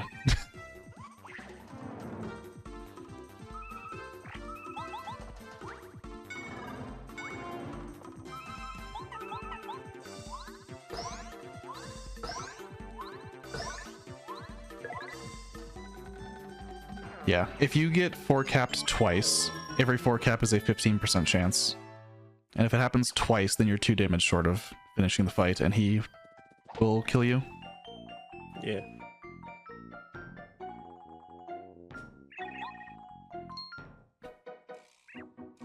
Alright, made it through. Made it to Watt. What? Watt is a very powerful partner. Kind of like in an ironic way, we don't use her a lot in this run. But we do use her against Bowser. And against General Guy. Okay, yeah, so because of the defense piercing. Yep. Unfortunate platform cycle. We also are still in peril. Wait. Yeah, so gotta not get into these encounters, or not get a first struck or first strike. Yeah, the pyro guy. Otherwise, run could get spicy. Yeah, we need to make our way over to General Guy here. That shooting star is useful in some categories, but it's a little slow to get. No. It's just staring you in the face right there.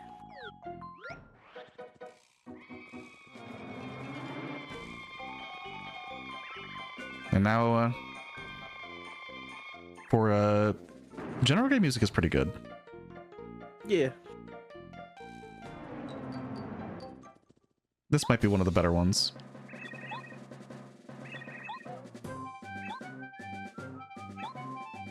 But this fight is very, very planned out. There's a lot of things going on, a lot of different mechanics you'll get to see after we power bounce ×3 on the Shy Squad.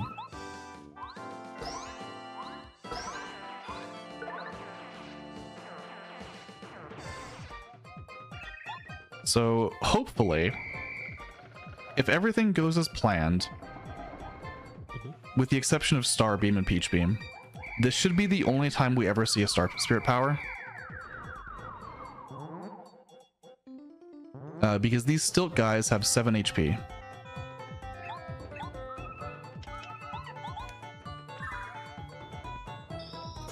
So, very convenient for Starstorm.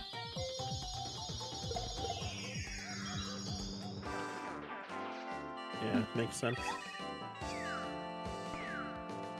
And the Shy stacks here, we'll see Watt get put to use quite a bit with her sort of signature ability. Let's get that mash and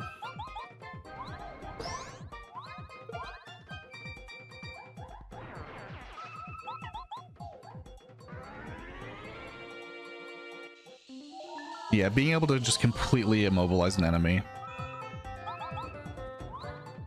is Watt's best trait. General Guy goes into his tank. And we're making use of that repel gel.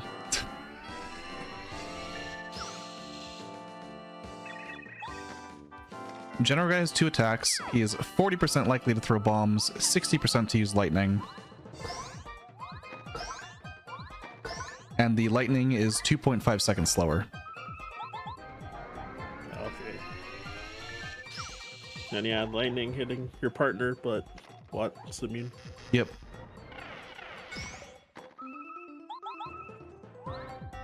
Block it anyway because I can.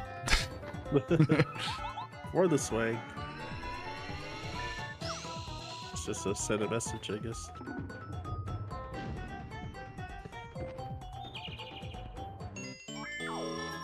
And then once again, what stat do we upgrade? FP. What is the most important stat in the game? Nope, not even using badge points. Yeah, we have 6 right now. That's kind of enough for most of the game. We will bring it up to 12, but that's not until the very end. Okay. All right, there's the fourth one. And now we have the longest Peach cutscene in the game. Yeah, I'm gonna coincidentally also mute. I'll still be here though. Gonna snack again. Yeah, this is where Peach learns how to make a cake. And then we'll have 2 minutes of just straight dialogue, holding the B button. After we've finished making the cake. I do have a handy timer next to me for this segment. I will not be trying to time baking a cake by looking at it.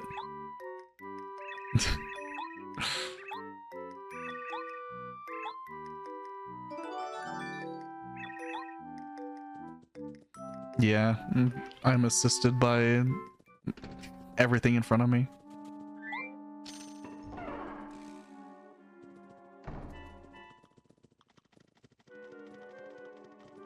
I'm sure this cake recipe will work perfectly if you try it at home. No potential issues. Sounds a little bit like cheating to me. Yeah, baking a cake for how long is it? Like 30 seconds or something? Technically it'll be less, but Oh god. so sugar, eggs, and then to whisk them together, you need to press the A button. I think it's 27 times before this just stops on its own, but I just press the A button as much as I can. 27. So random.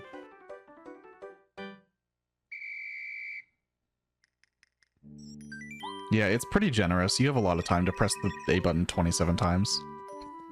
Yeah. And then flour and butter.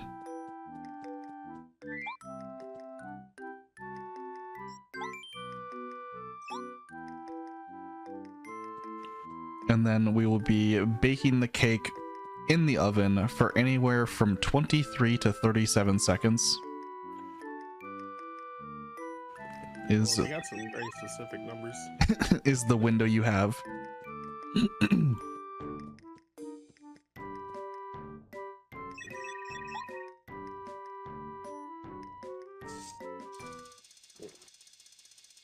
So yeah, have you baked a lot of cakes in your life, Phantom? I don't think I've ever baked a single one. What? Uh-oh. I guess you're more of a cook rather than a baker, eh? Yeah, I've made like there's a kind of cookie that I make, True. but I don't do it very often. Maybe like once every couple years. Gotcha. It's more of a master chef.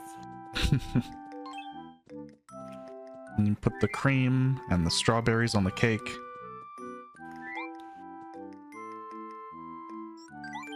And then we're gonna deliver this cake to Gourmet Guy. And hold the B button for about 2 minutes. Starting now. Oh, that's a good time for a break. Yeah, this would be during like any run if you needed to like get up and leave, go to the bathroom. Mm-hmm. You know, around a little under 2 hours into a, you know, almost 4-hour run. It's about halfway.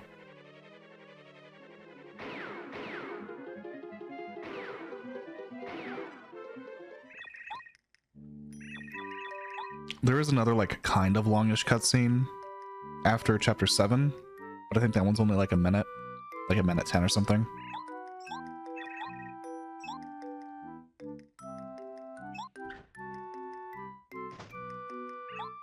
This is definitely the easiest one for people to just put down the controller.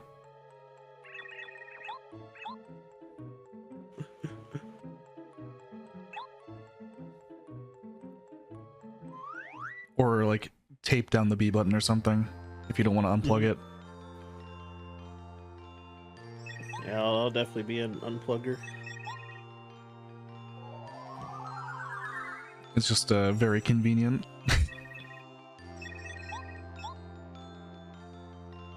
But we're about to do another boss fight. Which, I know we just got out of a Peach cutscene, but this is technically a boss fight. It is a unique enemy with unique mechanics and sprite you don't see anywhere else.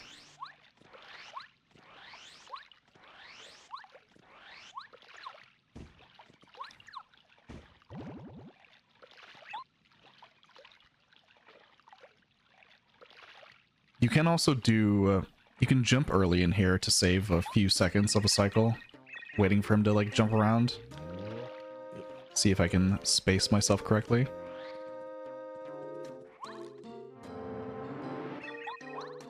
Got it. Got him immediately. So this is Fuzzipede. We're going to be using this Volt Shroom and doing nothing. He does 3 damage per hit.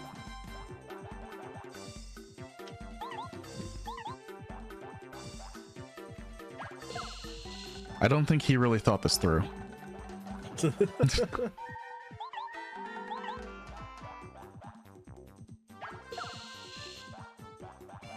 Especially because after the 3rd hit, he sits on the ground.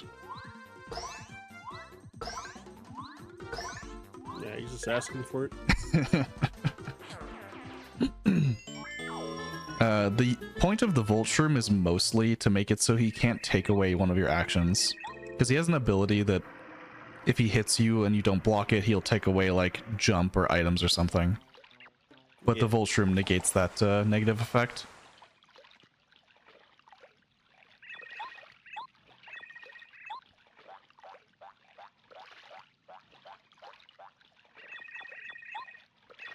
And now we are making our way to Chapter 5.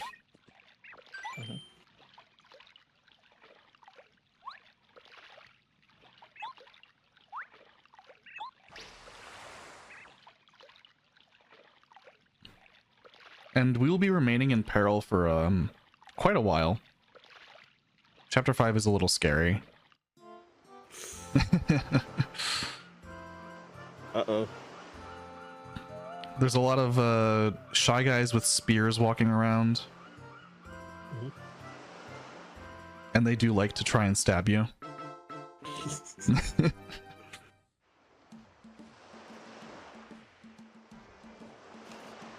Oh shoot, living life on the edge for real. Yeah, we'll be getting some pretty cool upgrades in here though. Namely, we'll be getting a badge in a few minutes. Hey. As well as a new partner, I guess. For as much as she gets used.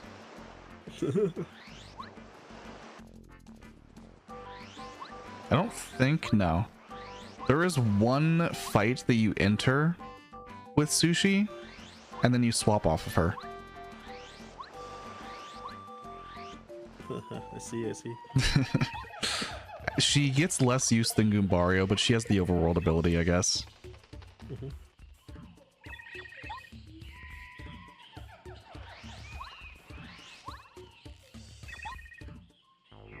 Oh, hey, look, there's a cave in the volcano.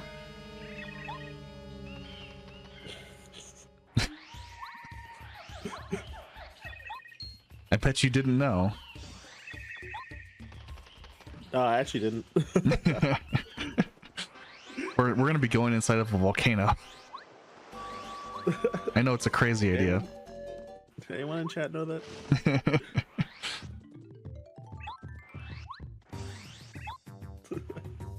And here's sushi.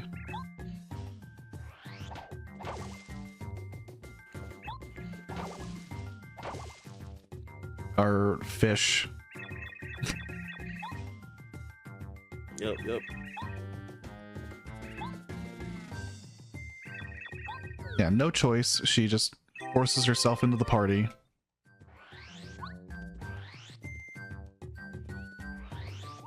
But now we can go grab this badge. And this badge is a very good badge.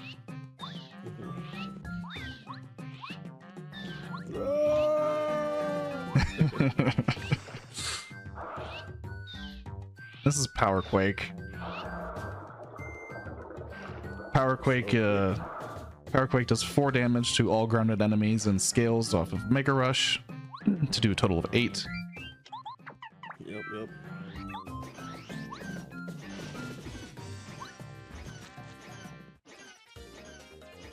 And these ambushes have 8 HP.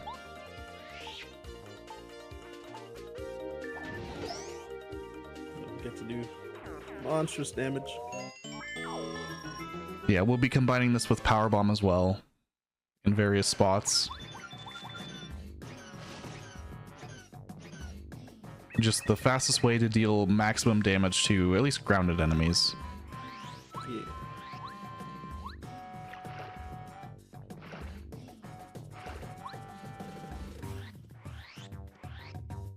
Yeah, we're currently saving the 5 Yoshi children. There's one up here in this dark cave.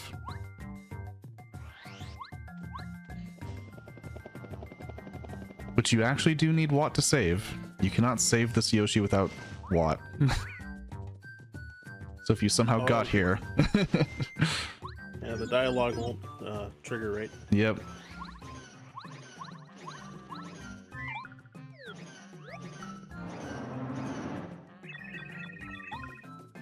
Yeah, the trigger is just using Watt. Yep, as you can see, turning off Watt, so still talk to him in the dark. Yep. just means you don't have to put Watt away after. Yep, yep. And grab this random blue Yoshi over here. I don't know how he got here in the first place, but... Yeah, right? Tried to make like a log bridge, and the Yoshis seem like they can't swim or something. Yeah. How to get over there? So I'm gonna grab this item here. Fright jar. You know, as you might have... Remember from chapter 1, fright jars can be pretty fast. Yep, yep. So I'm guessing the odds are not as high as the last time you used it. Nope. It will be significantly worse when I use this next one. But if it does work, it's very, very fast. Cool, cool.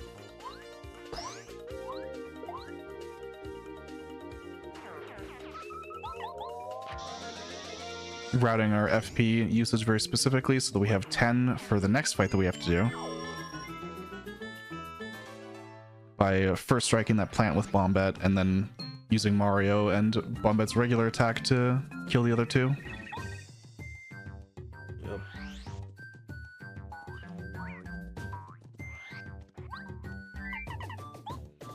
And then grabbing the last Yoshi on the way back to the village.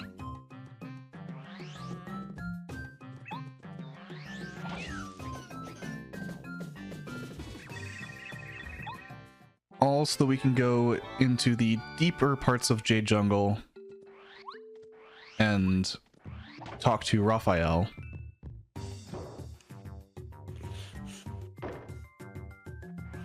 Yep, yep. Now all of the Yoshis are happy.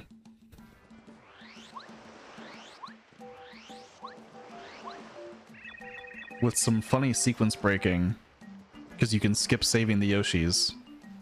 If you don't save the Yoshis, the Yoshi children, and then you beat the chapter, they're just gone.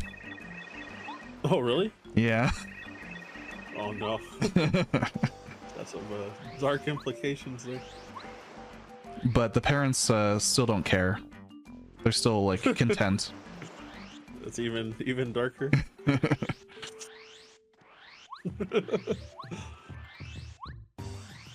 I'm just gonna take that as the worst interpretation because they're gone. So The parents having freedom from parenthood. Okay. Oh my gosh. Okay, anyway.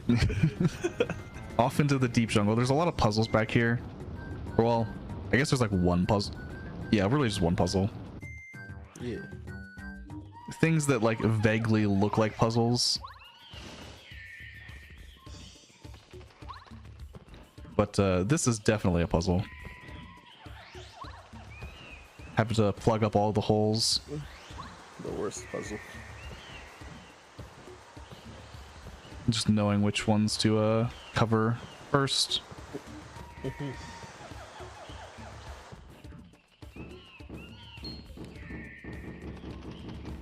Because you're supposed to go like back and forth covering up a bunch of different holes. Yeah. Cover all the right ones. And then this room is kind of a puzzle, I guess. It's just this vine. It's almost Yeah. a puzzle. There's like items and enemies and stuff. Yeah. Another one. So this fight, we have 10 FP. Power Quake is 4 FP. Does 6 damage untimed. Power Bomb, 6 FP, does 6 damage. Boom!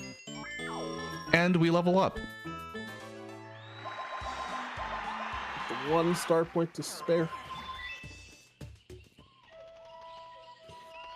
Yeah, very convenient level up because we're going to be wanting to take this heal all the way into the boss fight. So try and not take any damage inside the volcano. Uh-oh.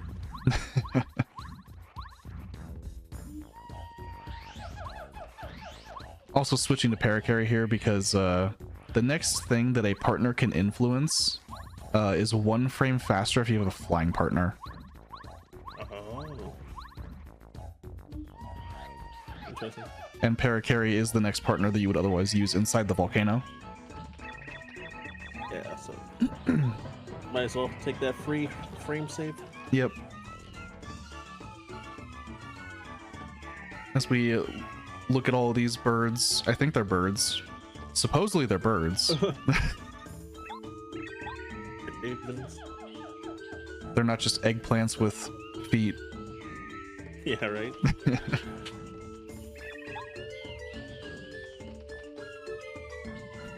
Yeah, notice that there's a certain badge you didn't get on the way up here.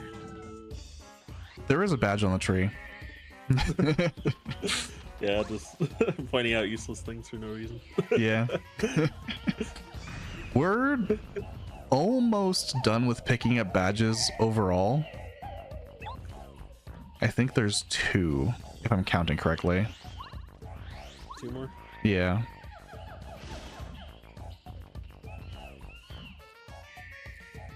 And they're not for a while still. Okay. But we do get our Ultra Stone here from Raphael. Yep. And we'll be upgrading we'll be upgrading our hammer in the volcano, which as we've seen has been very useful for us this entire time.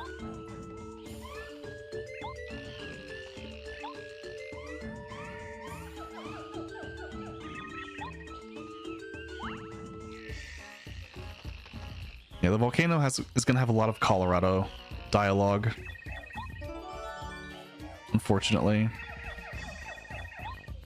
Notably, this first cycle we're going to try and hit inside the volcano is a little bit easier in Japanese because Colorado has less text.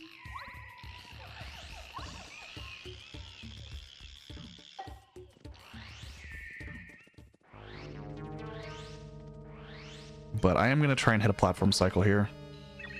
It's pretty tight.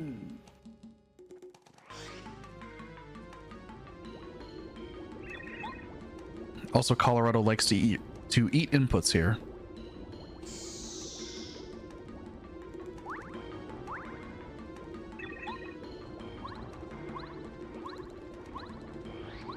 Okay. Getting to this platform.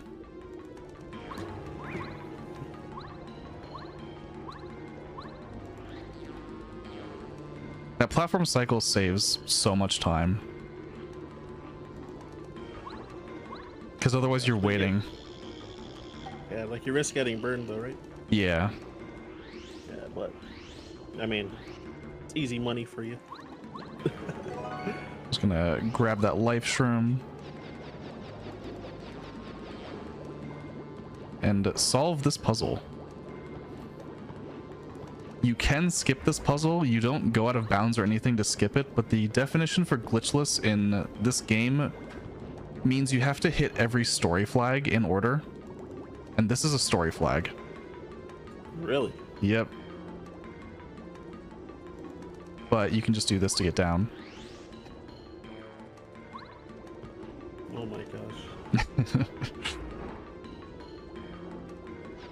Yeah, solving that puzzle counts as a story flag, so we have to do it in glitchless.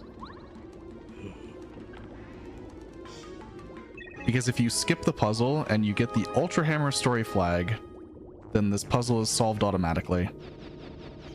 Oh. Oh wow, that's that's actually pretty neat ruling.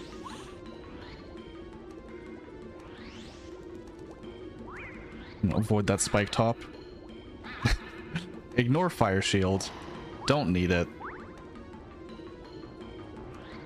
Why would you ever want fire shield? We're not anywhere that could be useful at all. Right? Yeah, already missed your opportunity in the toy box.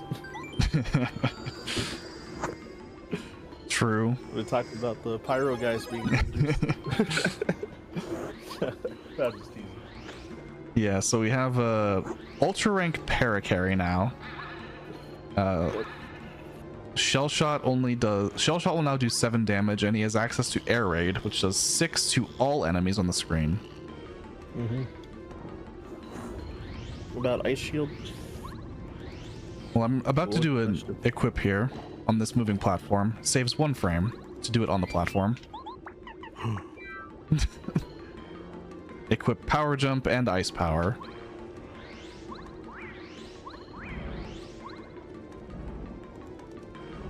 And then not mess with these fire bars.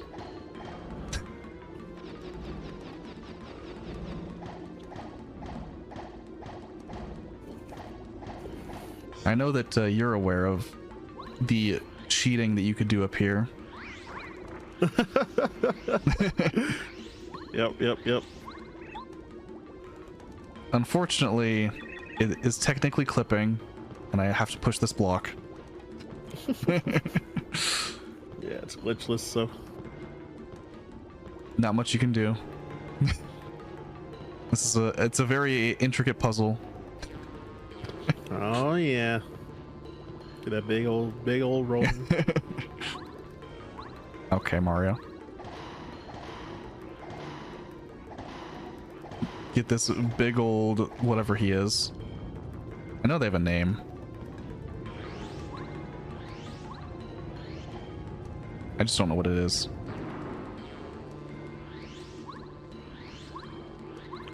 Wait, sorry, I missed that. I was The spike balls. I don't know. Oh, like what they're called? Yeah. Yeah, those thwomp-looking spike balls. Yeah, if you beat Colorado to the stairs before he says anything to you, then the card will not spawn when you defeat Lava Piranha. What? Oh my god. Keep explaining to me how this is a bad game.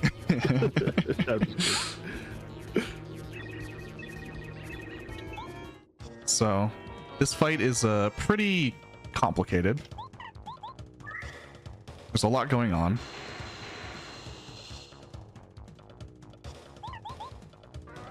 Yeah, it's not straightforward like a lot of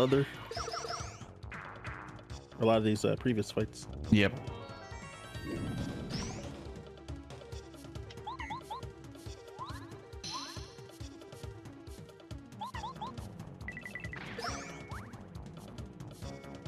Okay. Don't block this attack.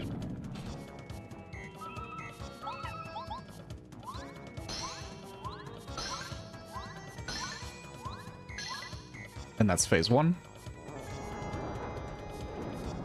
Phase 2, I'm going to be trying to get a 6 bounce, which is a 1 in 3. If I get a 5 or 4, it's pretty disappointing, but not terrible. Uh-oh. Let's see.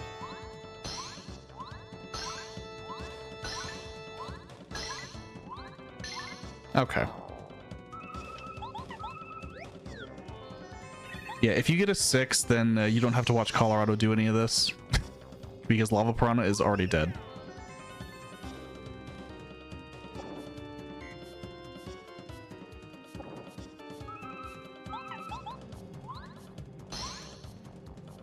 But on a 5 or a 4, you still kill on the second turn with no other issues. Loses about 15 seconds.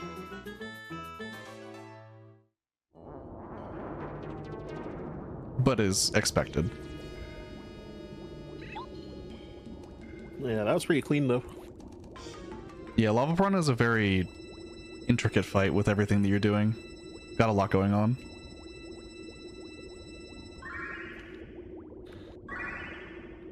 And that is the Chapter 5 card.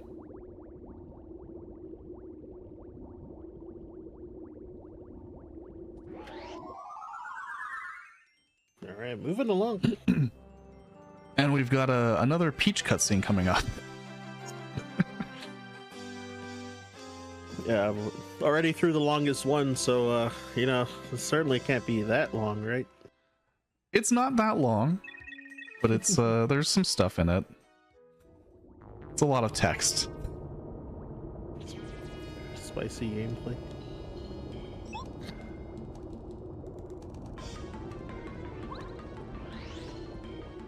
Of course, we have to escape the erupting volcano. Yep. If you somehow got here without Bombette, you are soft locked. Yep. There is actually no way through this wall.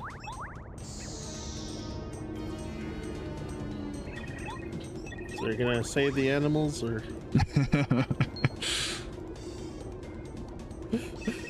every escape sequence has one of those, right? Yeah.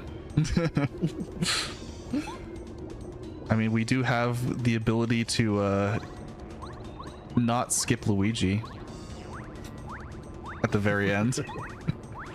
True, true. Loses like 12 seconds or something.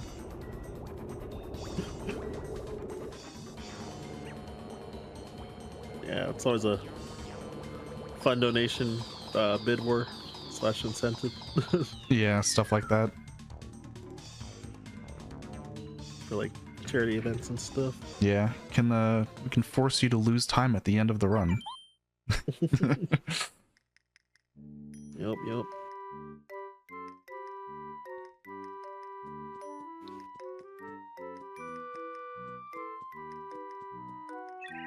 Yeah, we got a little quiz show coming up here. And we actually don't want anyone to win the quiz show. Because if Peach wins, then she gets a Jam and Jelly. Mm-hmm. And what's she gonna do with that? True.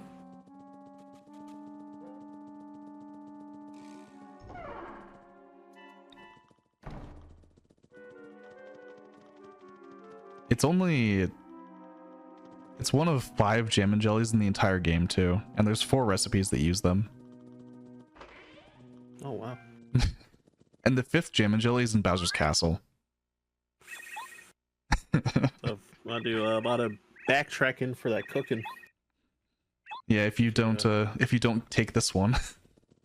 Yep. So yeah, we need to make sure no one wins this quiz. So that's a throw for content. Yep. So we're gonna say it's the first answer. And it's the first answer.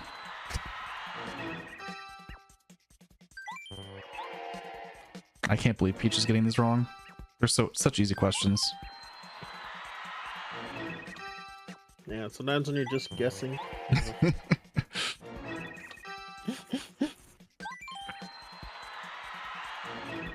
Oh, she got like half of them right. Oh, never mind. Oh, that's the 8th one. Oh, 9th question.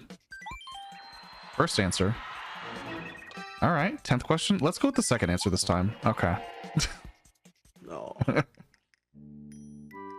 Doesn't seem like a passing grade to me. Yeah. If you want to win the quiz, you can just answer the first one every single time. That's funny. So you get half of them right, you win. Yeah. Because the last one you get... Because the last question has the answer being the first one. Yeah. And that's the only one that would matter at that point. So for optimization, just choosing the first until the last. Yep. First option until the last question. That's funny that a toddler could like win potentially. As long as they're pressing A fast enough. Yep. To buzz in. Remember a really stupid story. As a kid, I had to give my my younger cousin from the UK had to give him my Game Boy Pocket and Pokemon Blue version, and he was trying to play in the unknown dungeon, and he was like just mashing A in battles, but the Charizard that I had when I gave it to him had 0 PP for Fire Blast, so it just kept saying like he doesn't have enough PP, and he was just like mashing. And he was like 6 years old or something back then, but just thinking about that, I'm like, oh damn, like, you know, like a toddler could probably win that quiz. That's all it takes. If he's just like mashing A for like a minute. So this rebadge here, because I have the extra badge for the HP Plus, is a little bit faster. Ooh, okay. Because it gives us 2 pages of badges to go between. Yeah.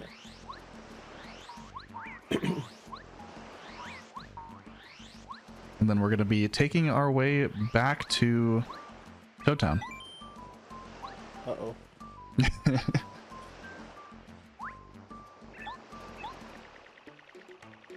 And there he is.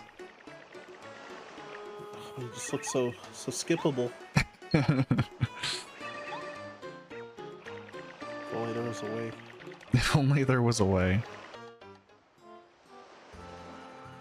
But yeah, if you forget to do that rebadge, taking off Ice Power, putting on Spike Shield, this fight can be pretty problematic. Mm-hmm. He has 20 HP, but he is flying and has a spike on his head. So what would Mario even do at that point? Yeah, probably got a lot of weird backups you'd have to do. Yeah. Weird and slow.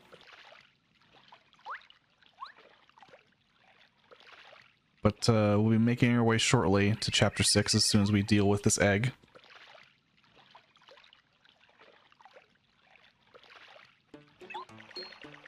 Also, having Para carry out is pretty good because he's ultra rank.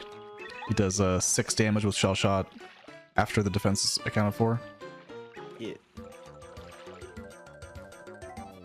I'm going to untime this first power jump because it saves 1 frame. Junior will talk 1 frame faster if you untime the attack.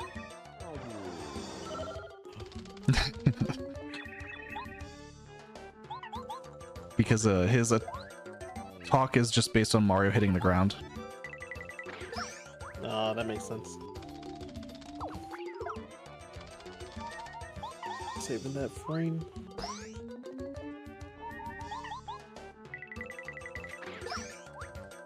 And we can do that because Parakarry is ultra rank, otherwise we would have to time both of them. Or we would be too short, I think.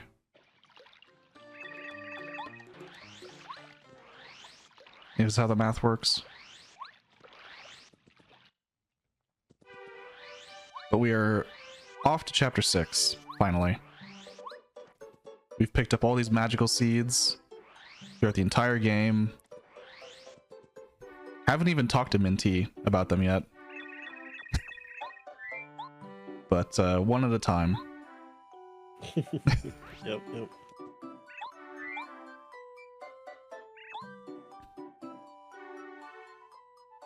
I think casually most people will probably plant these like as they find them, right? I'd assume so. I think I did.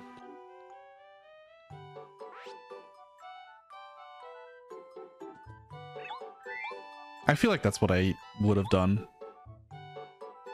Yeah, just like giving them as they come along. Yeah. Because you probably talked to her the first time and she tells you about the seeds and the bulbs. Yep. You're like, oh, let's see what happens.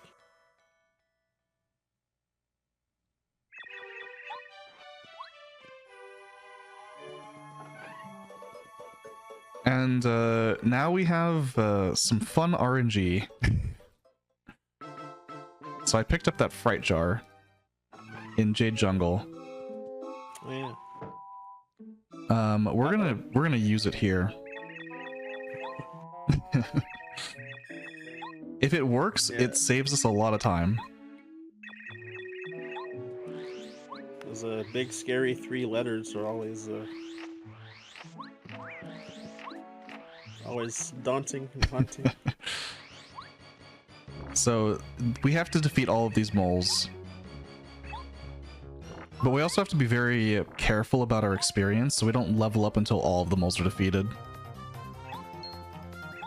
Oh, that makes sense.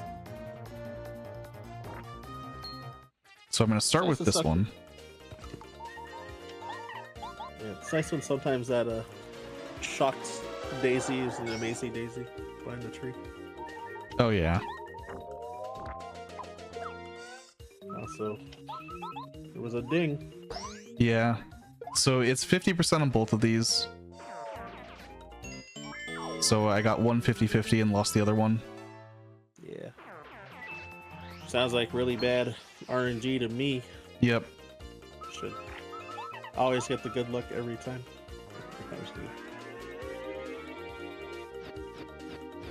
So I need to remove this mole. Yep. Just picking up the little guy out of his hole. And then I need to restore all of my FP. That mole's moving. I'll grab this now.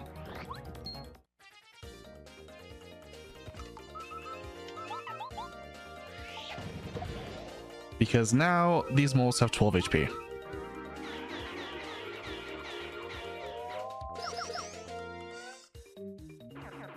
Hey. And as you can see, we're very close to leveling up.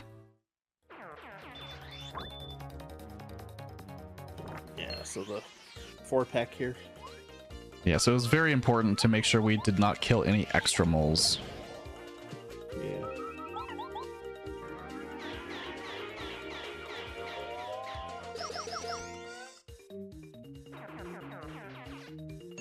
Which is why the Fright Jar is so efficient, because if it does work on both, then we don't have to worry about airlifting ever. Yeah. And just killed him. Yep. And the airlift is a very effective, or very hard mash to do. Especially on these enemies. I got you. It's probably one of the harder mashes in this category that you can do with this route. Yeah.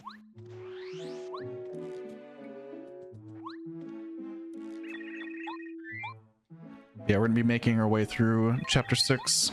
A lot of back and forth down these different paths, but the movement is very tight in these hallways. Try and bait him down a little bit.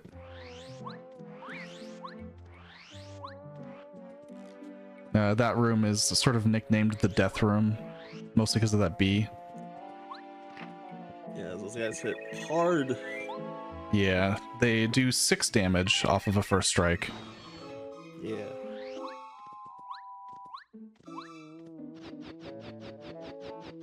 So we need to go talk to Lily over here. Find out that her water stone is missing. Go find the water stone. Waterstone. Yep. I only know those things from Pokemon.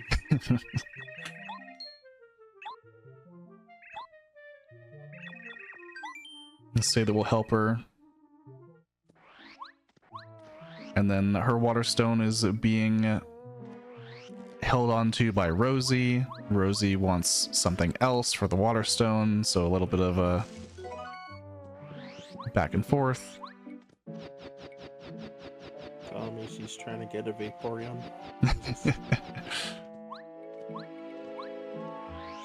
I mean, they just announced the life-size Eevee Evolution plushes yesterday. Are you about to get one? No. Oh, I don't even know how much they're gonna be. I imagine a lot. million bucks USD. Probably. Okay, let that spiny, like, just leave. So I picked up that shooting star, because the other way that you can do this fight here at the maze is with Starstorm. However, the shooting star is just so much faster than Starstorm, even accounting for having to pick it up.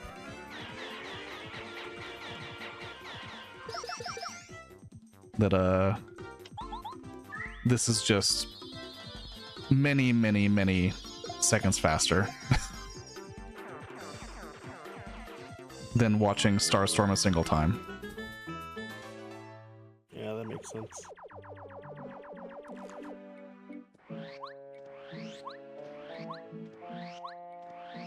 If they weren't such long animations for the Star Spirits, maybe we would use them more. But unfortunately. Summon's gotta be epic.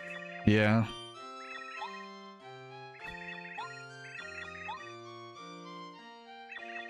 But yeah, now we have to make our way back through the death room a second time.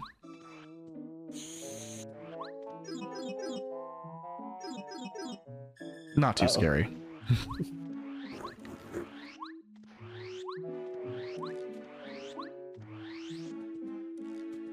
There is a much scarier piece of RNG coming up.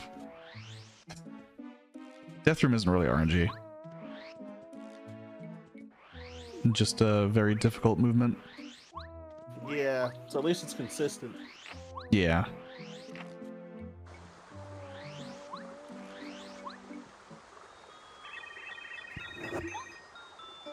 So it makes it easier to practice. Yeah, very, very practicable room.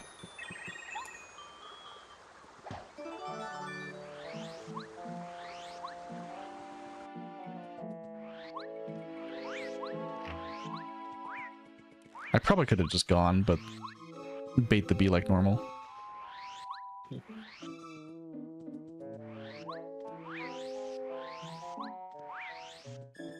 And then we are almost to the lackey fight, actually, coming up soon.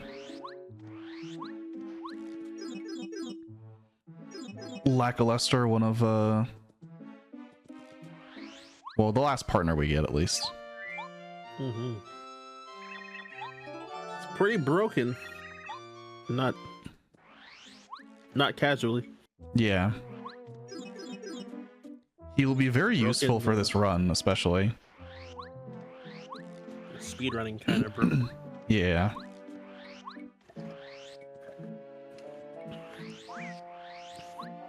He just does so much that you care about when you're trying to go fast. Mm-hmm. And he's very convenient for experience routing also. At the end. Oh, really? Yep. That's the main reason we use him, is for our experience routing. Oh, that's actually sick.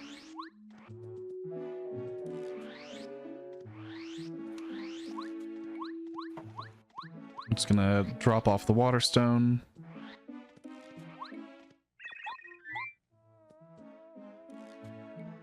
Now, optionally, I could grab 2 bubble berries. The second bubble berry would mostly just be for a backup if I get first struck by a bee. But I have a life shroom also. I have extra life shrooms I can eat if I need to. Because from where we are in the game, it's actually not too bad to get more life shrooms. There's a lot that are pretty easily accessible in Chapter 8, especially. Yeah. So I'm not really worried about needing extras.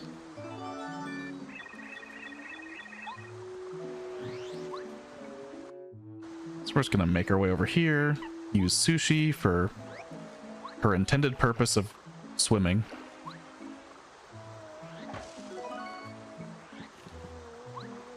And then say goodbye to Sushi until Chapter 8. Well, no. One thing in Chapter 7, but...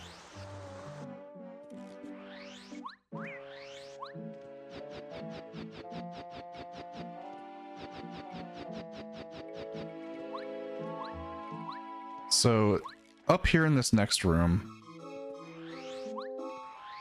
sometimes this bee will just hit you. And there's really nothing you can do about it. Uh-oh. Because the bee can hit you while you're still in the bubble.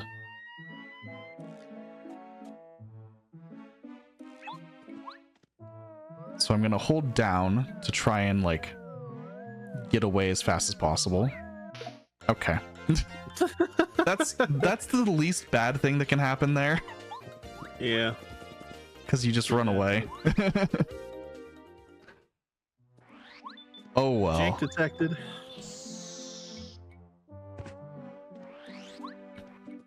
Yeah, we just take 1 bit of spike damage there to put us at 9. Grab that shooting star.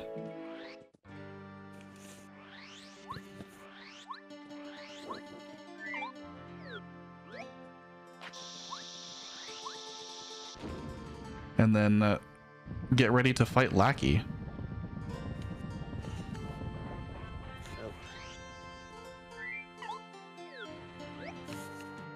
The FP routing right here is very, very specific. Because if Lackey 4-caps you on Mario's power bounce, it is actually faster in the fight itself. But then you lose time making up FP. So, we need the 5 bounce, ideally.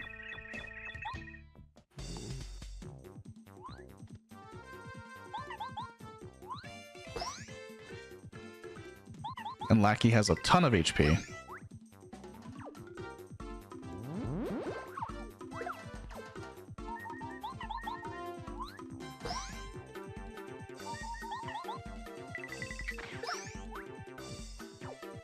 Because now we have 9 FP, we want to use exactly 3.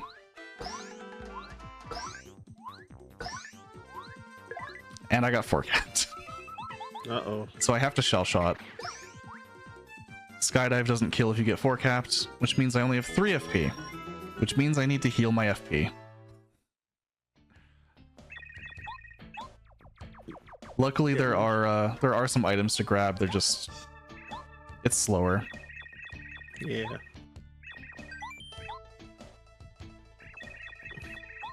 So you're telling me you're about to just leave behind that Mega Quake? The Mega Smash there in the... Or Mega Smash, sorry. Yeah. Quake. Yeah, no need for it. It has Mega in the name. It does a lot of damage.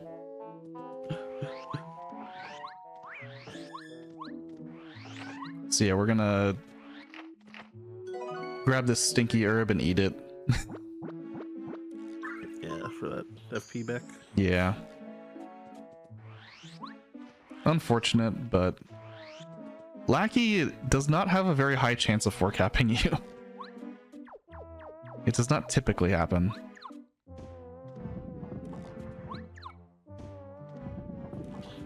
Yeah, getting unlucky. Name of the game.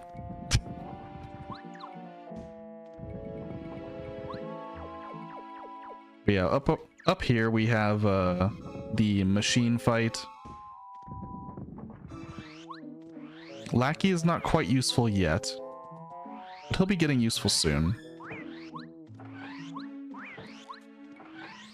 So I do still need paracarry, which is why we need the FP.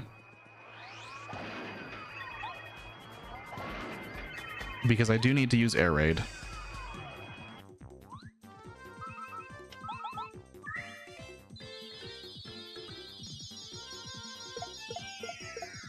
For a exact kill.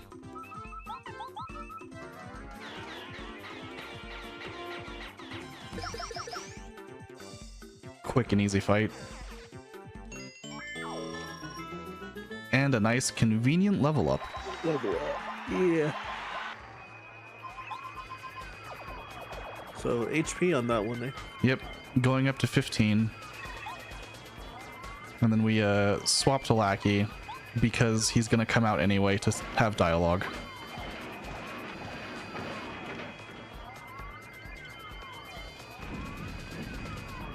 Yeah, from this point on, 15 HP makes it much easier to manipulate Peril.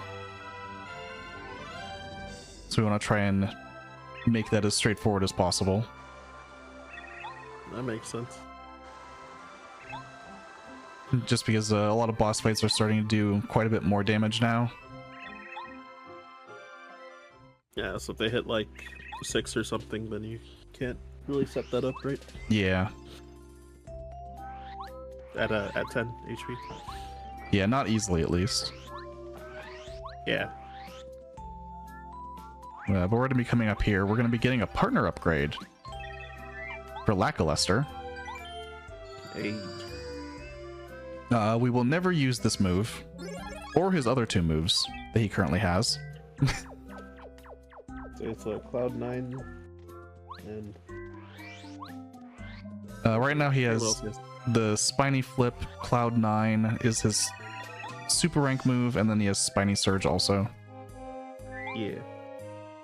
Yeah, 3 moves we will never be clicking with Lackluster. We only care about his ultra rank move, which we'll be acquiring after chapter 6.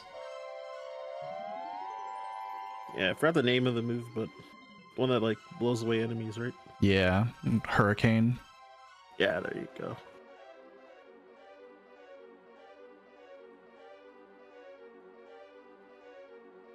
This nice long beanstalk animation.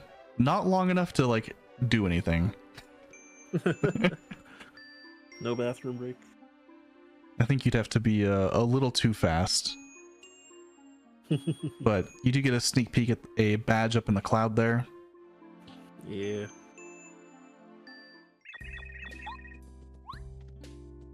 That's a really good one. Yep. Very, very useful badge. We're going to be grabbing here.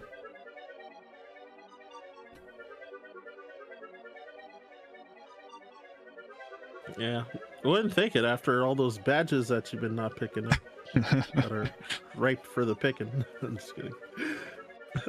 Skipping so much.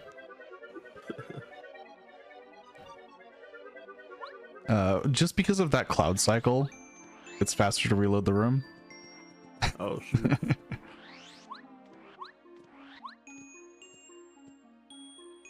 But I do very much want this badge. Super jump charge. Let's use Superly Charger Jump. So yeah, it gives you what is it, +3 attack for your jump. Yep. The super jump charge is +3 to the next jump attack. Yeah. It's the regular jump charge, which was in, oh my gosh, was it the Koopa Bros Fortress, I think?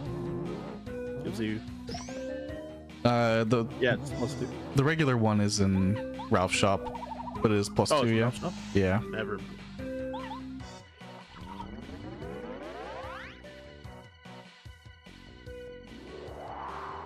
So I'm taking specific amounts of damage from these turns.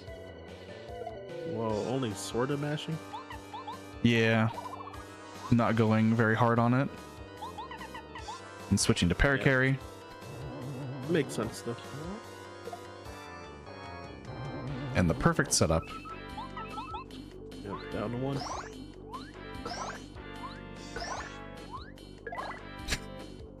And this is why we have paracarry. Yeah, 4 cap. Yep. He has a 2% chance to 3 cap you.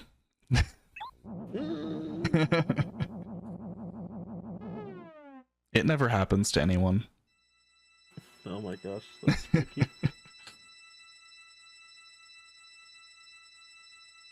%, that's a little too high for my liking.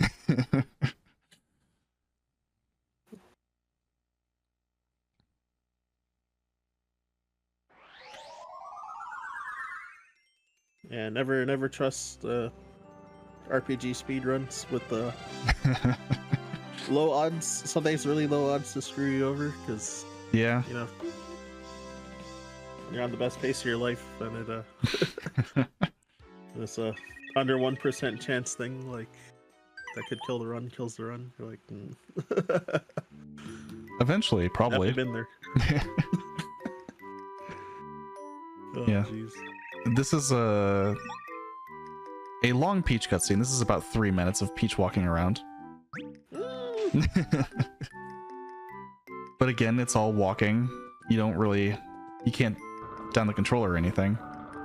Yeah. It's all movement. It's just that Peach's movement is Peach's movement. Yeah. I should have given her a spin. What were they thinking?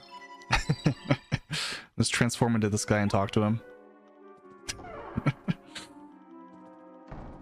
That's about the fastest way you could speed up this entire segment, is transforming there. Just less walking than your other options. Yeah. Yeah, I didn't even know that you could actually get that guy up there. Yeah, I think it saves like a second over the next fastest Koopa Troll. Oh, I got you. Which would be the one kind of off up there next to the staircase. Yeah. Those two guys like talking to each other. Yeah. Because they're not paying attention.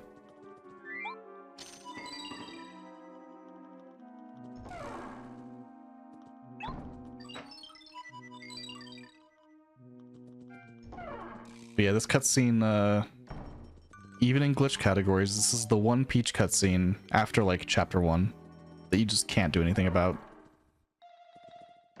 Most of the rest get skipped. But you need to watch this Peach cutscene to get to chapter 7. Oh, I got you. At least the normal way.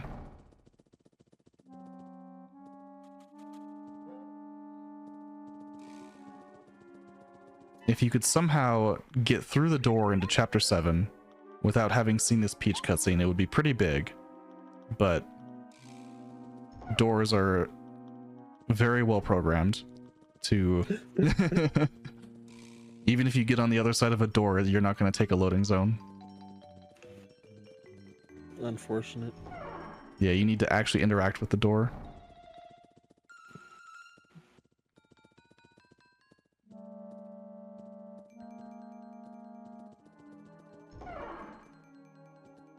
But we're gonna be entering a boss fight pretty soon with Mario.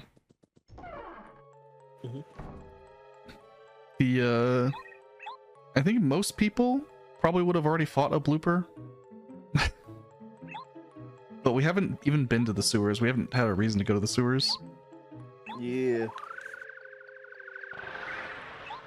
But we will have to fight one blooper. And since it's progressive bloopers no matter what. It's not like the different bloopers have their own locations.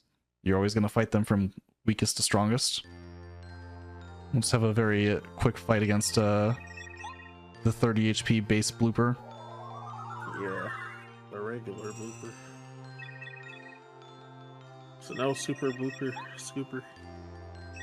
Yeah, no reason to ever activate the other two. Yep. The secret fourth one, the super duper blooper. I don't know, I just wanted to rhyme some words, I guess.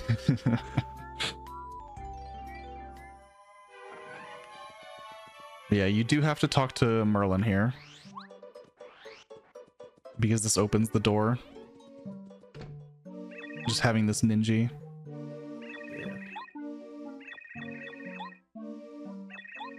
Ninja's the most underutilized Mario enemies. Yeah, they definitely don't come up much. Yeah, they don't, not in mini games, right? Yeah, because for how old they are, like it's like Mario Bros. 2. Yeah. I'm gonna say. Yeah, they're a Mario 2 enemy. They're in Mario World. Oh, yeah. I actually forgot. Because they're like in Bowser's Castle, I think it's like the only place, right? Yeah.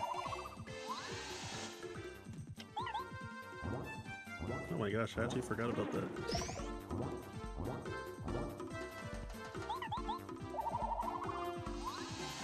And block one more attack from Blooper.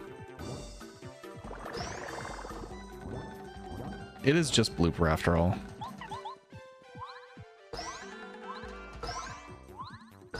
Just a regular old blooper.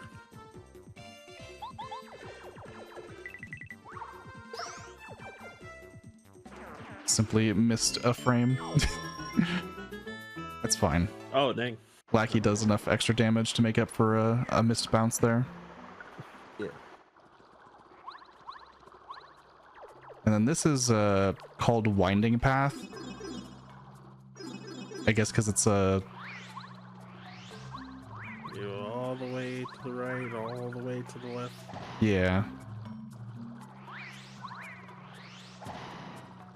All for the Ultra Boots.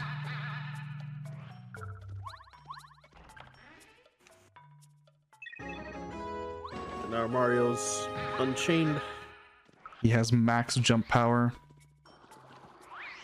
No more slow ground pounds for power bounces also. Yep. Definitely much faster animations in battle. And I'll be reloading this room for some consistent movement.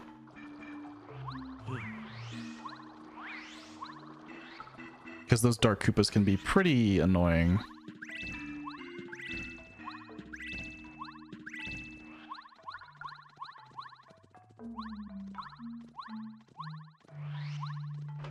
And then we will be getting our final partner upgrade. No more partner upgrades after this. What? There's so many people left neglected. Unfortunately, Lackluster's Ultra Rank ability is the last one that we actually technically need.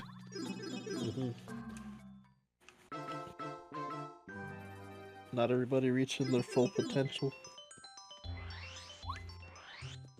I've heard this section referred to as Prologue 2. Oh my gosh.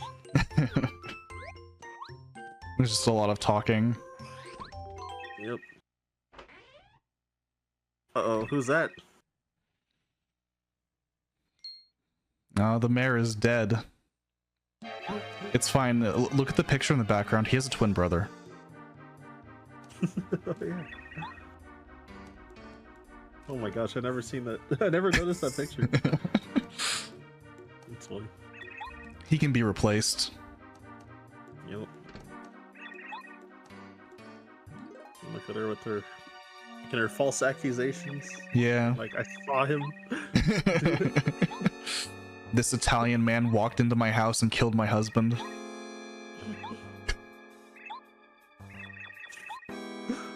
Holy. She's actually a savage.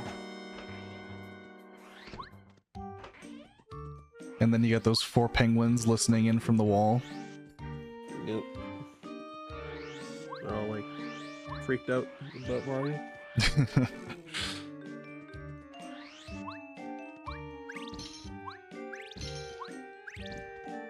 You actually don't need Ultra Boots to break that ice either.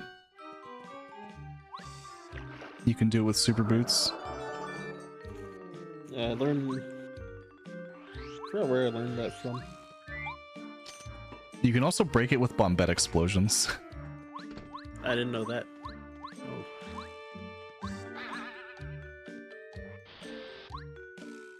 Mario's dumper is about as strong as a Bombette Explosion. Yep. I guess. Same thing.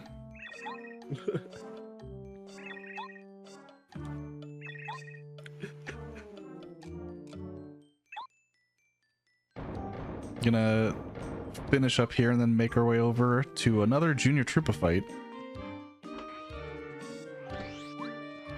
Another one that we should never be able to lose. Because he can't 3-cap you. And the 4-cap is just disappointing. Doesn't actually hurt you. Unless you want it to play in such a way where a 4-cap can kill you. You have the option. Yeah, that sounds no bueno to me. Yeah, if in the case of a 4-cap you are 8 damage short, but by attacking twice with Paracarry you do 8 damage. Oh shoot. So if you skip the Paracarry attack on turn 1 and then just don't get 4-capped, you save a little bit of time. Oh dang, so could risk it all. Yep.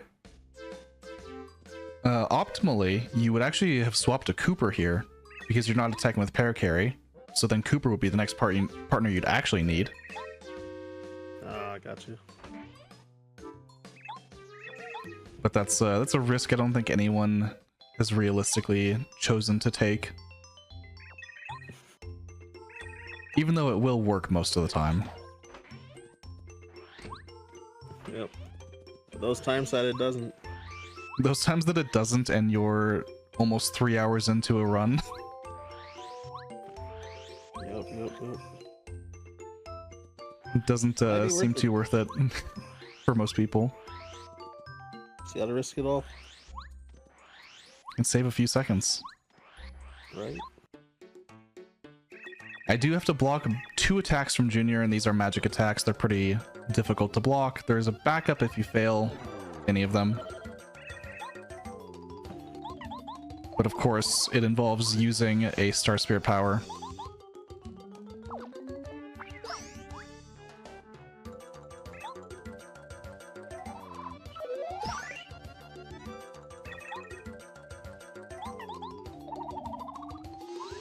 Charge again. Do nothing with Paracarry. And we're good. Oh, nice and primed. No 4-cap.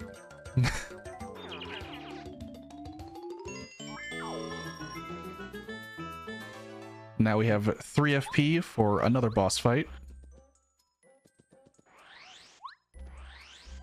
It is a boss fight. By definition.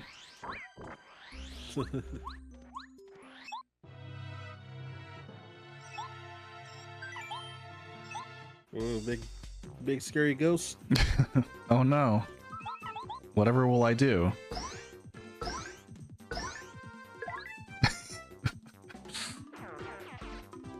Alright. Yeah, that one is literally impossible for anything else to happen. Yeah. Just help it solo. And we have It's funny that there's like actual danger if you like somehow let him attack. yeah, In peril. because then you have to block or you would die. Yeah, and the attack animation is so long, it's like kind of awkward to block.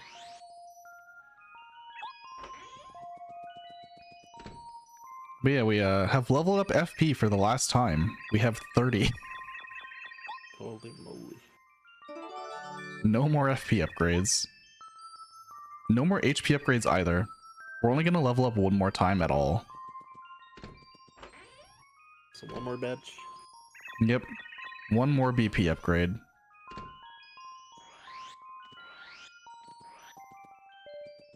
and that won't be until chapter 8. But I am going to grab this repel gel.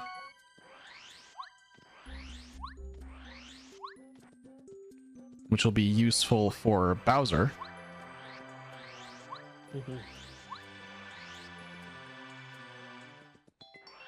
Even with the safe fight.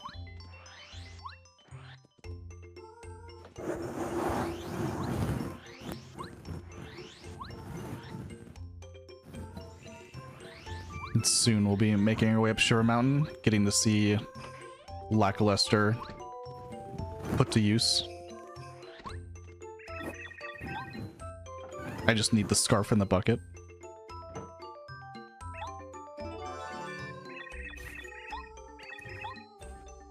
Yep, so almost through prologue 2, it sounds like. Yeah, moving on to chapter 1 too.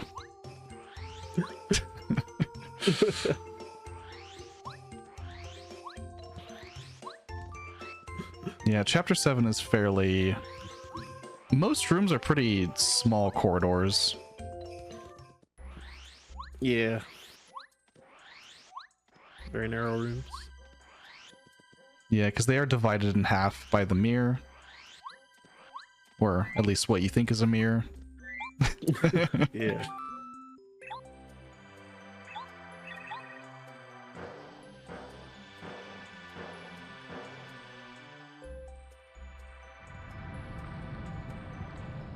Got some chunky cutscenes leading up to Crystal Palace also.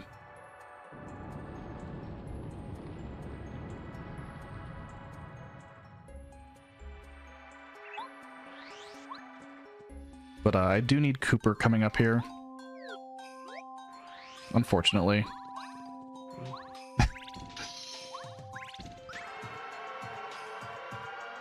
Can't do much without him.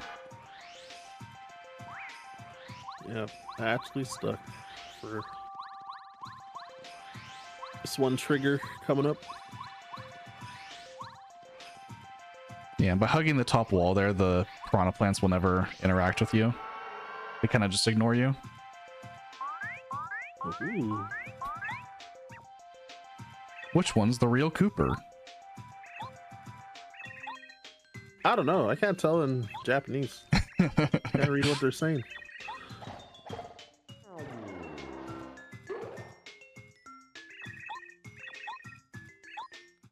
And now we have some fun mashing.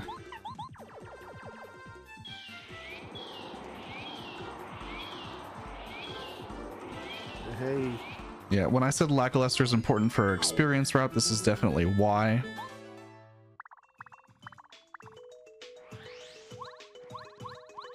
It's very fast to not have to fight the enemies. And just blow them away. All Yeah. these items. Be AoEing stuff with all those items there. Could be.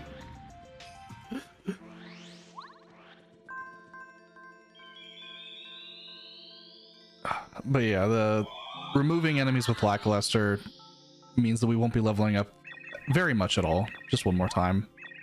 As we'll be not having to fight all of the enemies in Chapter 7 that we are supposed to. Yeah,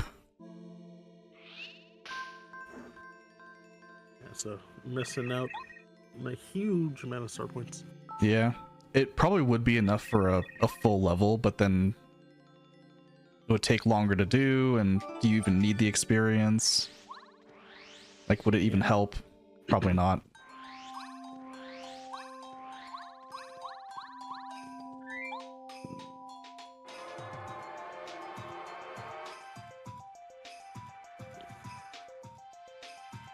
Bring up the staircase here.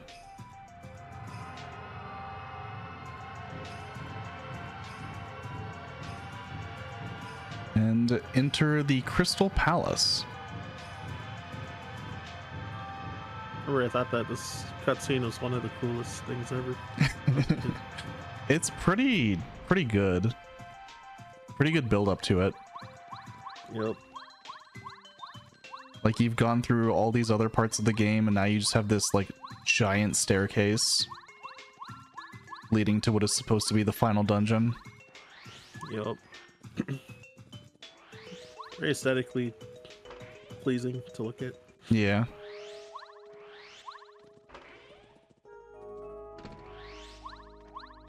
And it's just this, like, kind of eerie, ancient castle place. Yep. It's all kind of frozen over. And it has this whole gimmick with the switch here at the beginning.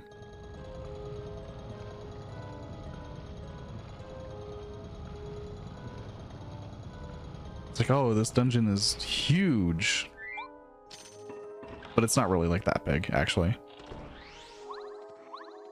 Yeah, I guess it's yeah, it's split into two halves. It's like this one big gimmick, and then the other half is just kind of like straightforward platforming. Yeah. Well, I guess there's like the puzzles with the pushing the things, the statues. Yeah, there's a couple like small things.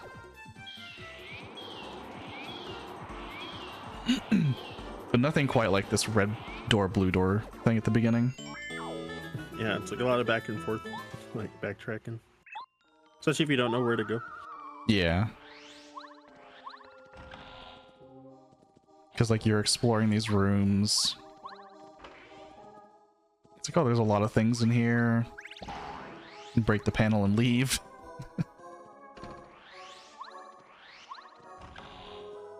Because we were just going straight back to the other side. Most people might think like, oh, the red key is like going to be opposite the blue key. So you might check like those rooms over there. Yeah, I think it also is funny that like you would think that that's a mirror, but then it just like turns out that Yeah, just the dupla ghosts. being trolls.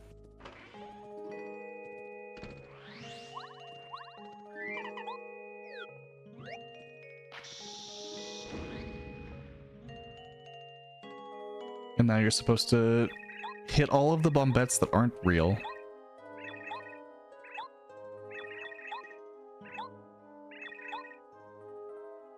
Which, easy enough.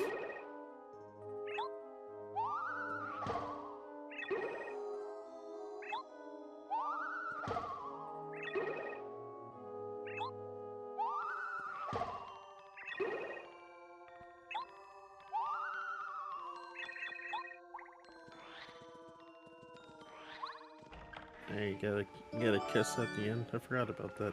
Yep. Somehow. I don't know how it, Yeah, you know. Not sure how it thinking the works, same thing. but yeah.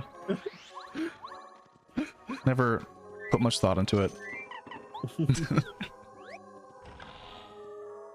We have 3 gauntlet fights here. These are supposed to be like pretty difficult because Clubbas are, you know, pretty strong enemies. Yeah.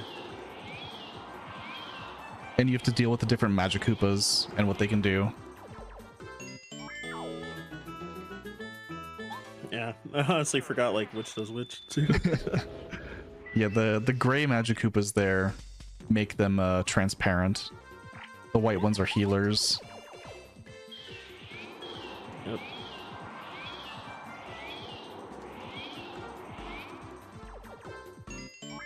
And I don't even know what's in this last fight for the Magikoopa. A green one, maybe?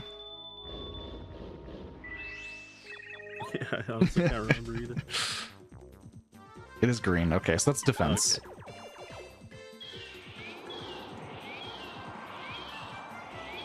But the fights are now over. Yeah. You get to see them do anything, but Yeah, I got to just use Lackey, clear the fights quickly, skip any experience gains.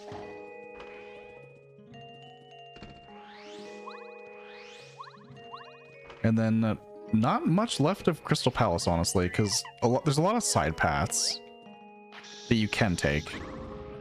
Like there's some goodies. That bombable wall there to get a triple dip badge over here in that chest. Yeah. There's a PFD down that was way back. Well, we'll be getting one more badge in here. Oh, okay. And it'll be the last pickup, effectively.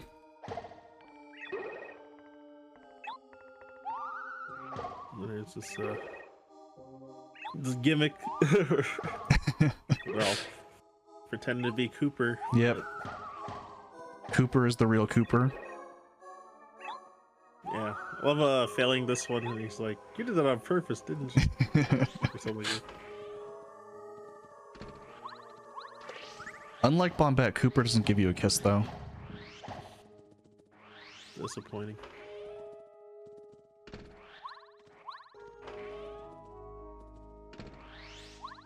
And then we're going to be grabbing one item over here in an invisible block also.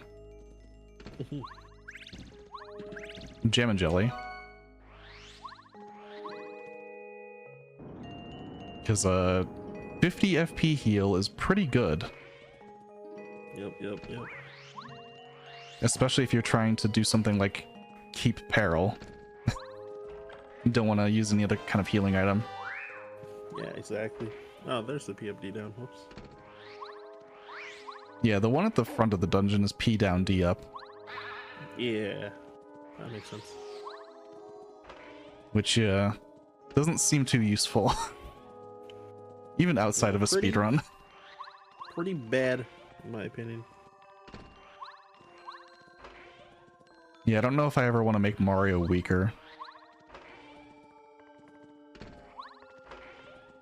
Seems like not the best use of time.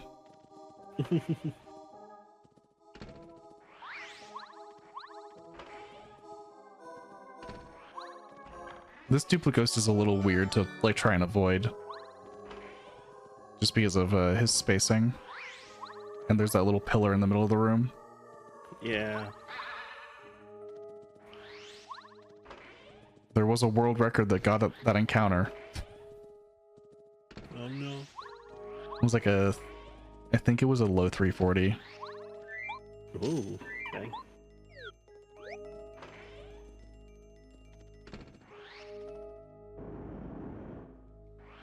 Then we have the albino dino puzzle. Yep. Just trying to get these into position without spending too much time pushing them around.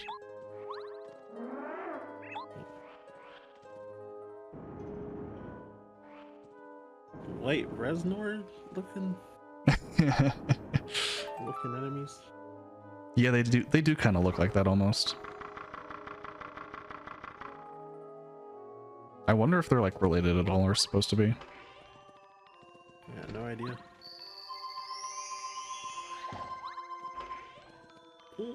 All right, so Crystal King. A lot of people like this guy.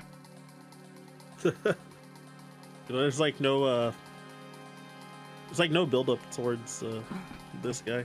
Yeah. He's like kind of here. Just he's always been here. But I think the fight is interesting, especially like for a first time boss fight. Mm-hmm. Okay.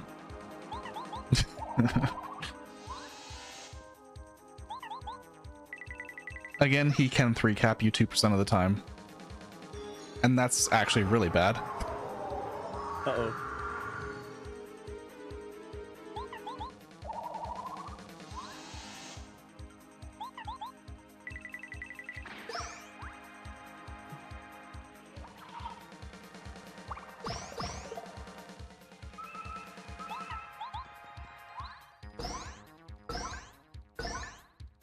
Okay.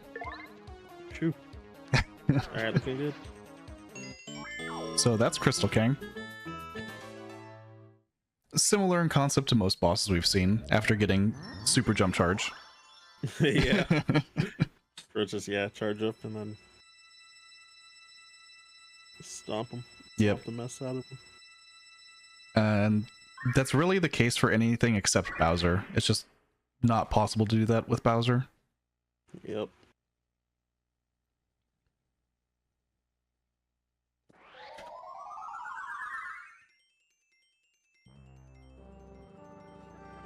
So that's all the cards. Yep. All 7 cards. That was crystal clear. And then this is where you could have another bathroom break if you are really fast. It's a little over a minute between selecting Don't Save and when you gain control of Mario. So you could risk it all. You could. Wouldn't even really be that bad. Surely most people can get to and from their bathroom in a minute. I guess it depends if your bathroom is like upstairs or something.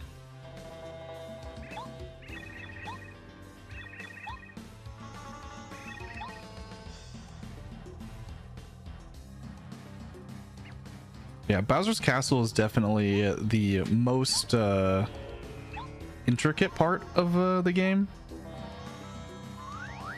Like, they really designed a final dungeon. Just in terms of everything they make you do. Yeah, there's actually like a lot that you have to go through. It's cool. And the music. Builds up as you go also. Yep, yep. The theming, aesthetics. Very, very good. Very good endgame. Yeah. It's a nice build up. Yeah, that rebadge there was just a very simple, I just need Power Quake for like 2 fights. I like that too. Otherwise, it would almost not even be worth rebadging at all.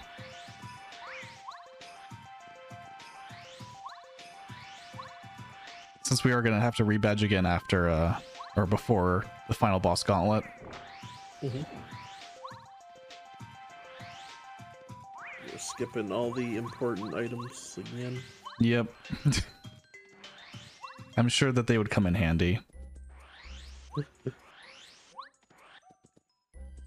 As we're making our way out of the Winter Wonderland. Past the Lickitongues.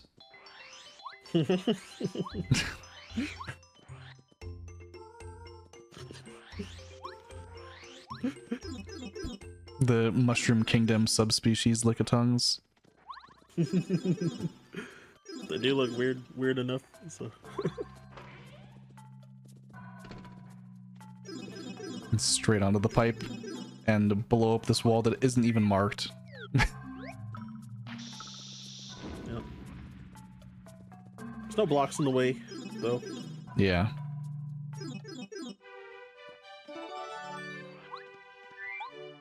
It's like, oh, you come out here, where am I? Oh, it's this part of Toad Town. This part that I've gone by so many times. Yep. Seen that locked door forever. Yep.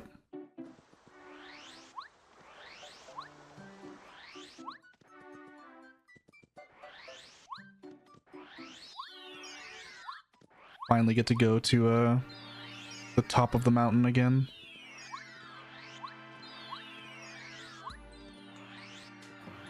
But this time with Speedy Spin. Yep. And it's so much cleaner.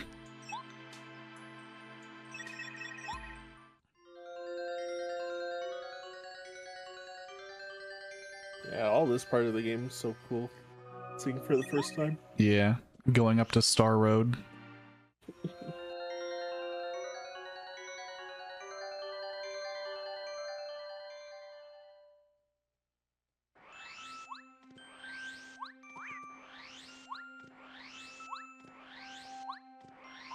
Kind of specific movement here to avoid these embers.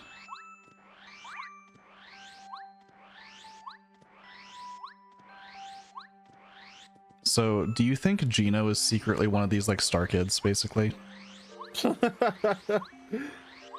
I wonder because there's a star that goes into the doll in the game. So. Yeah. In Mario RPG. He's just like a star kid. Oh my gosh. He does possess a kid's toy too, so. We don't know the names of any of these stars. Oh, these guys? Well, we know these ones. We don't know the kids at all, other than Twink. Oh, my bad. Yeah. Gino could be hiding. Just behind some building. Can't let Mario see me.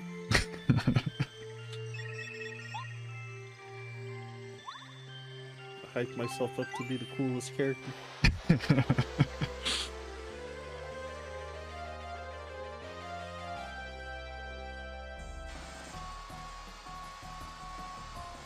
It is supposed to be a sequel. Originally. Yeah. Oh. Huh. Because of that, it's like... hey, I feel like that increases the odds that like Gino is this high note. Just like was planned maybe at some point. Yeah, that would have been cool.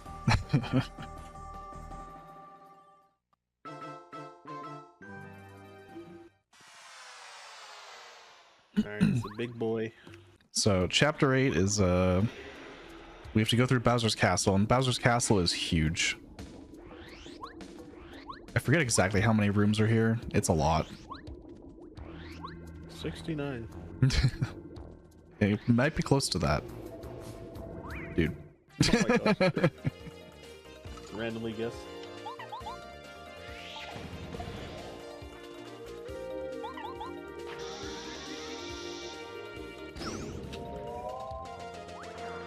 Yeah, actually, Does that have 8 HP? yep. Actually defeating some enemies. And then the key goes the wrong way on the 50-50. Of course. This room is very laggy and kind of has some hard movement. Oh my god. To avoid those guys. Yeah, that's a slideshow and a half. And we'll be making our way to the basement. Talking door asks if you're Mario. Oh. I was like, come a little closer.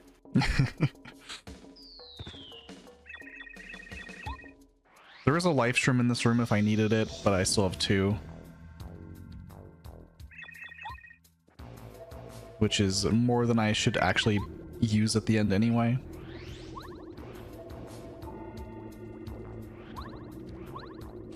Here's hoping. This room is pretty tight. You don't get to see it in basically any speedrun other than glitchless. Because you would typically be skipping like all of this basement. Yeah.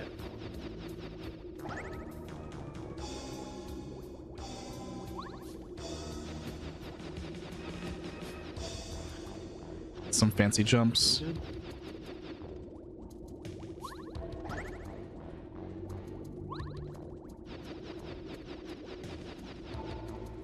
Just to make some cycles. Hopefully.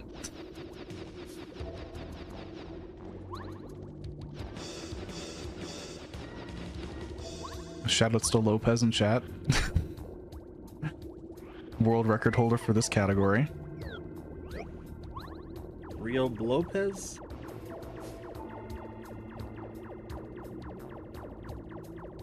And then we have to use Bo.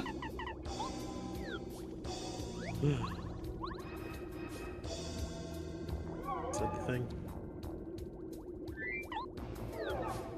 Anyway. Oh my god, the lag too. This game does run at 30 frames per second asterisk. Sometimes. And then this is the last level up, is this fight right here.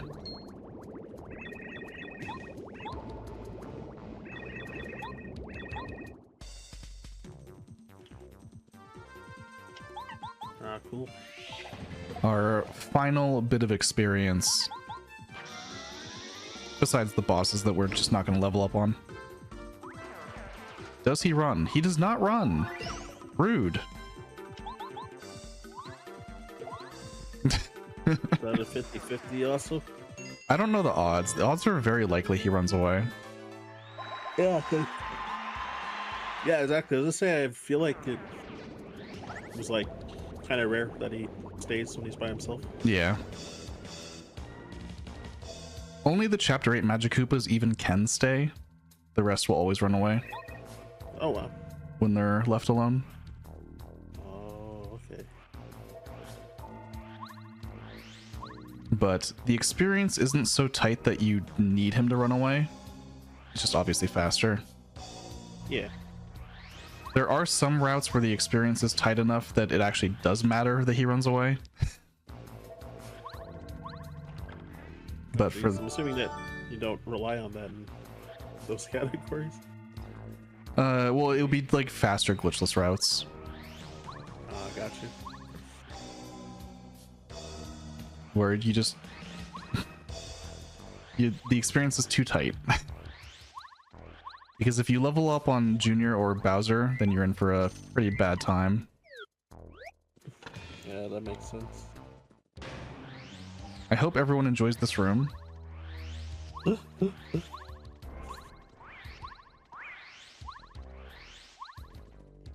don't know what they're doing. I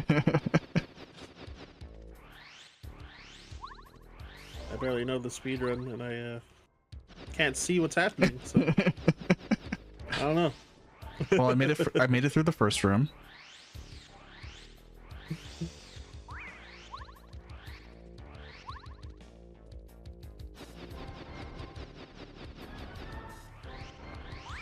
All right. Nice. We made it through the dark basement.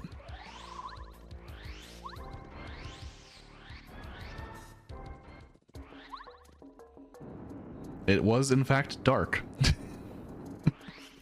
I hope everyone enjoyed that that gameplay. That very visually exciting gameplay. So you basically be a blindfolded speedrunner, right? Yeah, I know how to do a couple rooms. With kind of not being able to see, but also kind of being able to see. True. So this is the flood room. Got a lot of water level stuff going on.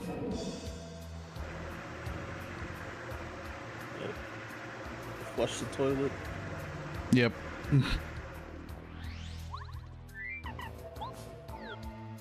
I could do some glitches and make this a lot faster, but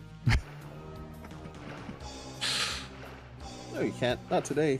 no, not this time.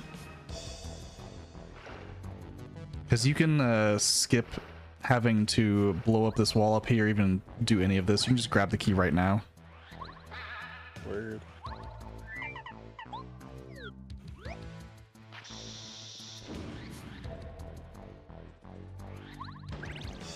And this is the only thing in Bowser's Castle that you technically need Ultra Boots for. Is the switch.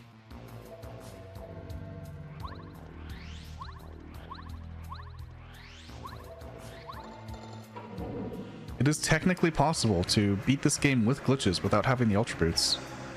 But the Super Boots are slower to get than the Ultra Boots are. Huh.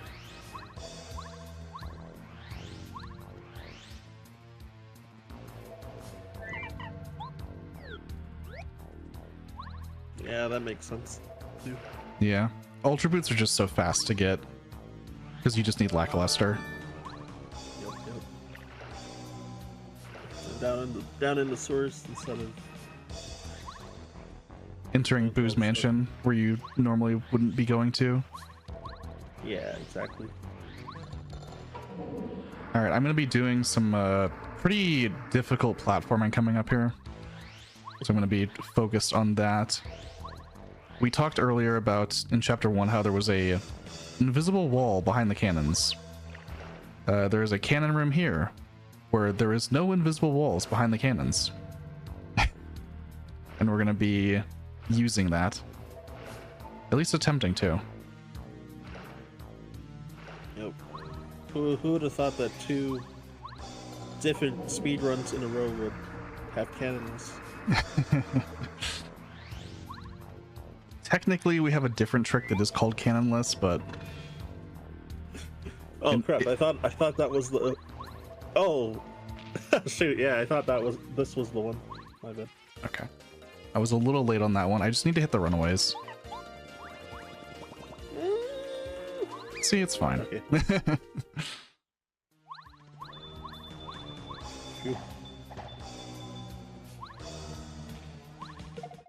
Oh, that's fine. This is an example of using iframes. Run! Because Mario's invincible. Yeah, just get past it.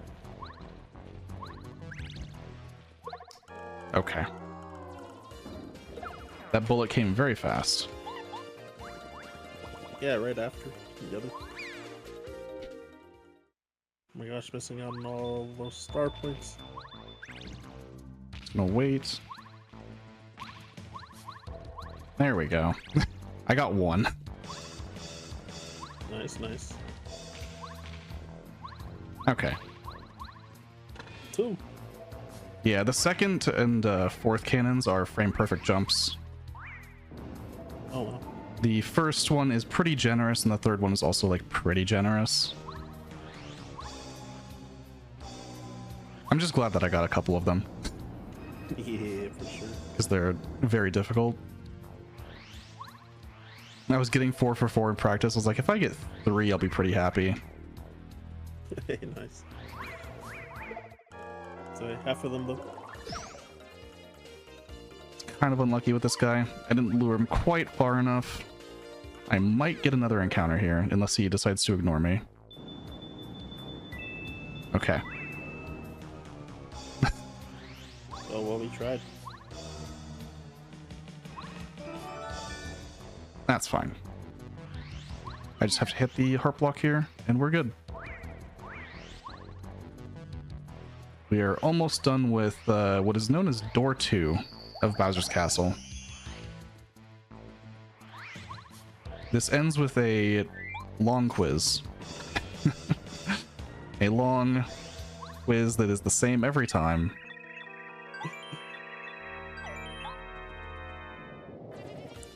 So, you know, if anyone in chat needs to like get up and go to the bathroom, get a drink of water, this is a great opportunity.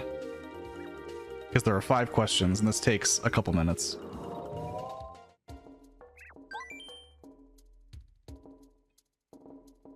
Alright,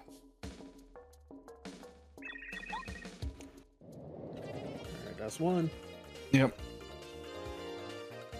Yeah, the last stretch of Bowser's Castle is pretty short.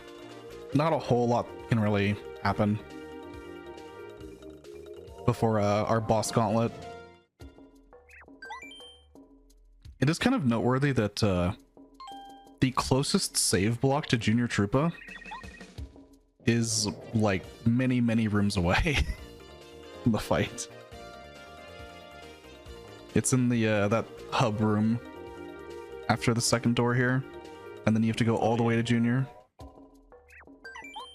So if you were to lose, have to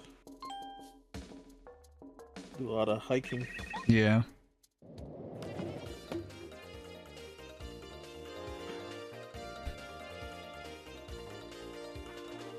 And then is it worth it to save after doing all of this? Yeah. There's no real threats. The thing about this route is that with the fight that I'm doing on Junior, even if he 3-caps me, I will still kill him. True. And a 3-cap is almost impossibly unlikely. It can happen. But he is statistically likely to give you a 5 or higher. Okay, okay. And we only need a 4 with this fight. Yeah, so good amount of leeway. Yeah.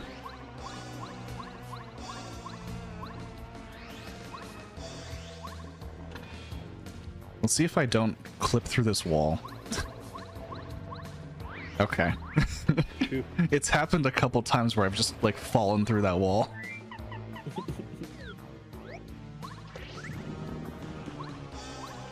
And I don't think it's happened to anyone else. Oh, really? Wow.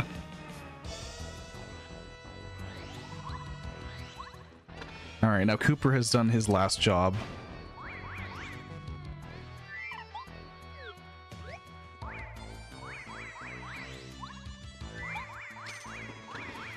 Oh.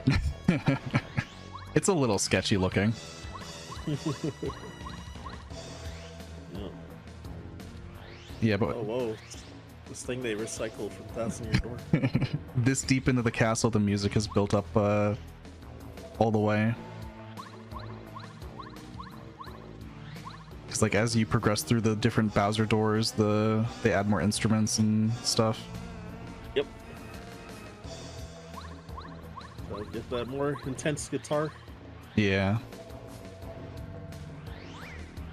We will have the Japanese Bowser theme, and I know some people are disappointed by that, but oh well.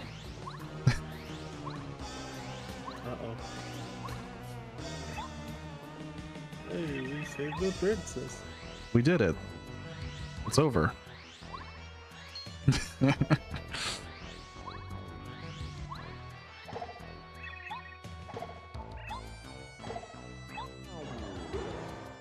So, this is the last time we'll be using Lackluster, so prepare to say goodbye to Lackey.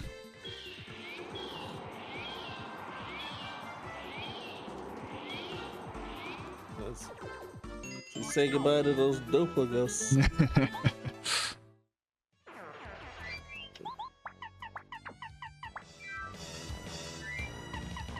And then we'll be using Bo here.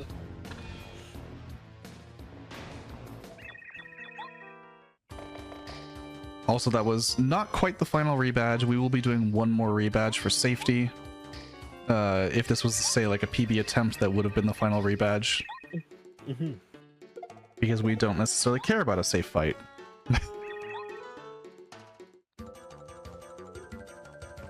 But 15 HP, 25 FP, I'm gonna super jump charge. And Bo is really useful to be invincible.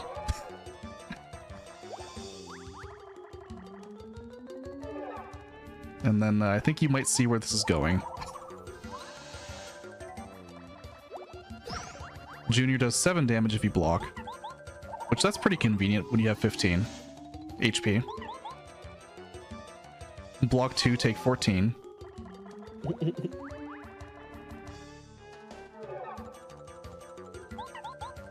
Hold up, in a phone call. I'm gonna mute. And then right here, we defeat Junior. Goodbye, Junior Troopa.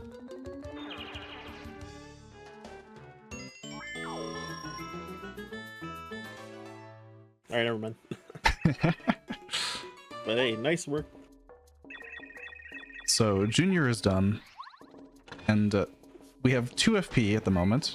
We have 30 FP now.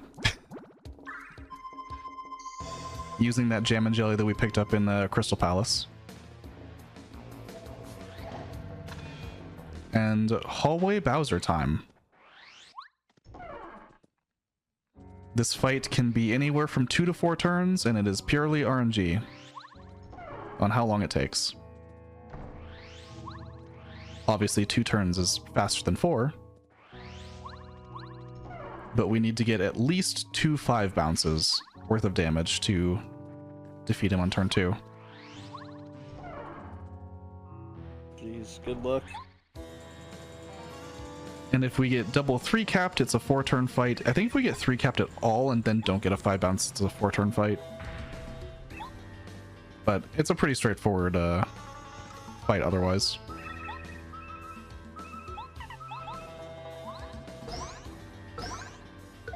Nice, okay. 3. What's he gonna do? Will he give me the 5? Or will this be a 4-turn fight?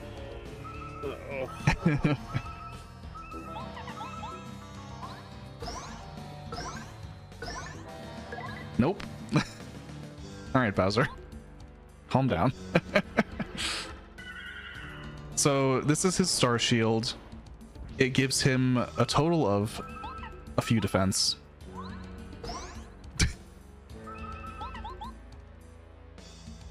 He's not actually invincible.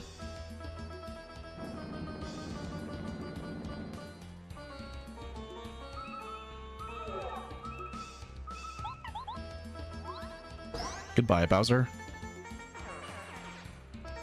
And then 45 star points puts it at 95, and we don't level up.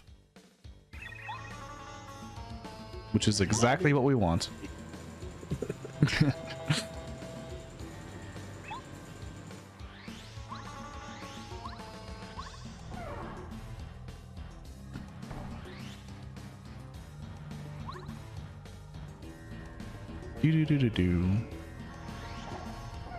So I will be doing a rebadge at the top of the bridge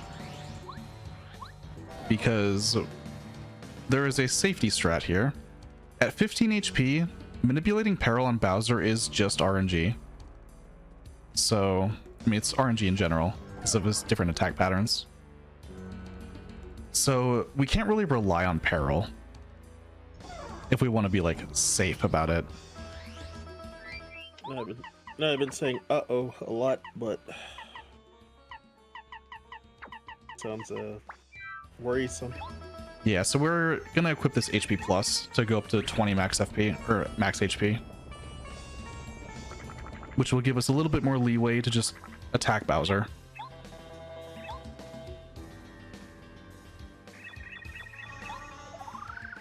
And we don't need super jump charge anymore because we're not going to be charging. We're just going to be using power jump in phase 2, unless we do get peril, in which case we will power bounce.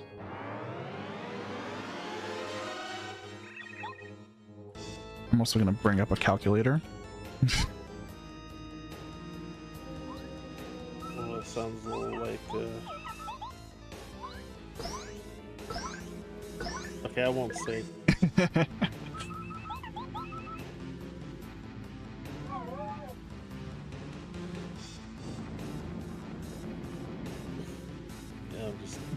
Kind of in my phone. So I'm looking for a 4 and a 3. I already got the 4 bounce. So 6 5 4 6 5 4 3. That's not. We have this long twink fight. Yep. So he is currently at 66 HP.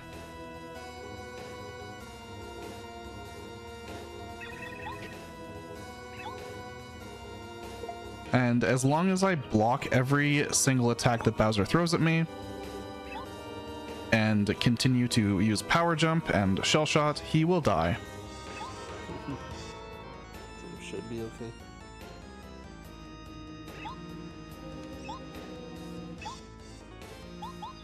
We just need to fight our way through Kami Koopa.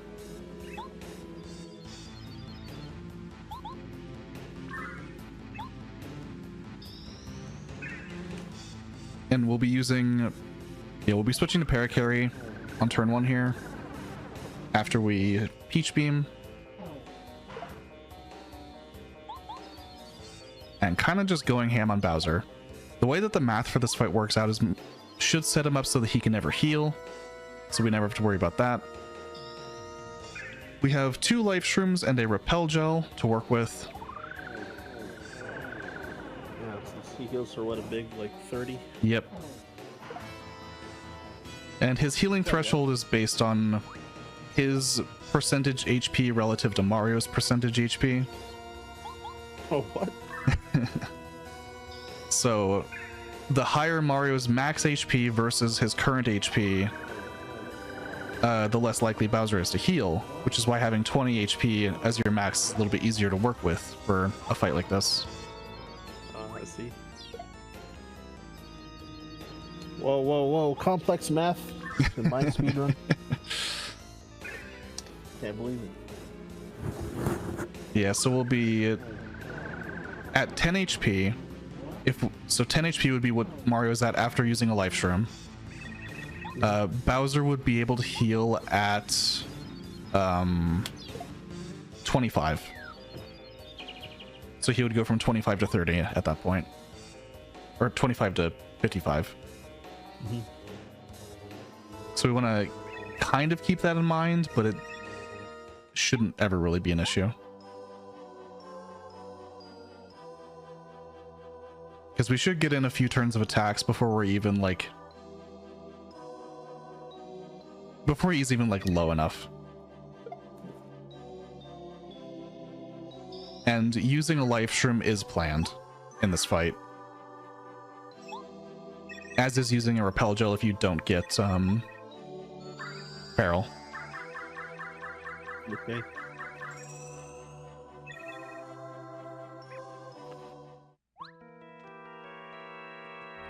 So, Peach Beam.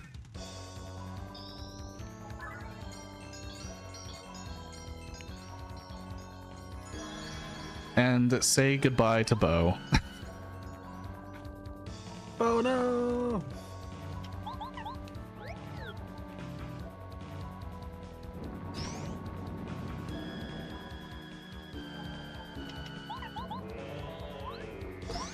Seven,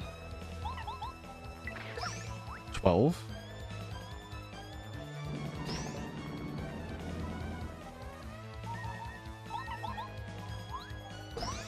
Another 12.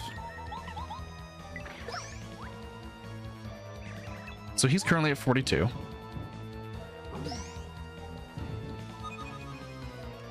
Another 12 puts him at 30. Nice, nice.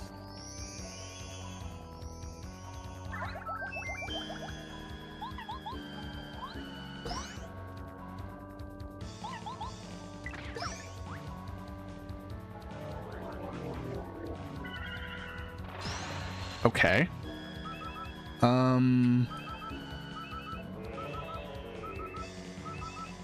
Yeah, no, this is fine. Just bounce. Alright, here we go.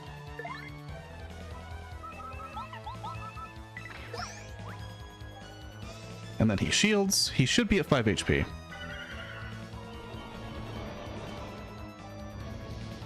So, should be the final hit. Yeah. Shell Shot should end this. Unless there was an error in the math. Hopefully there wasn't.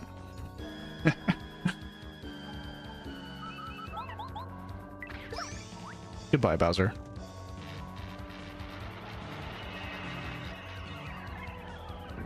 Yeah, this is not the end of the run, but we're basically there.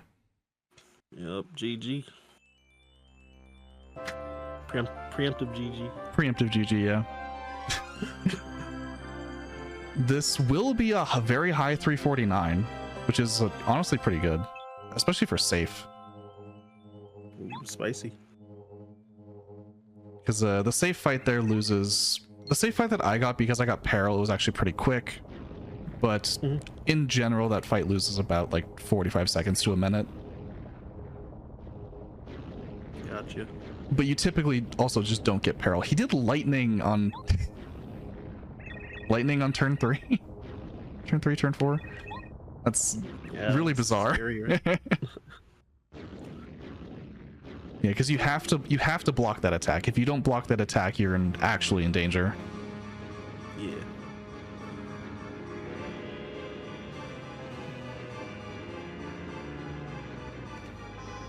I pretty much gotta be out the door right after this run ends, so.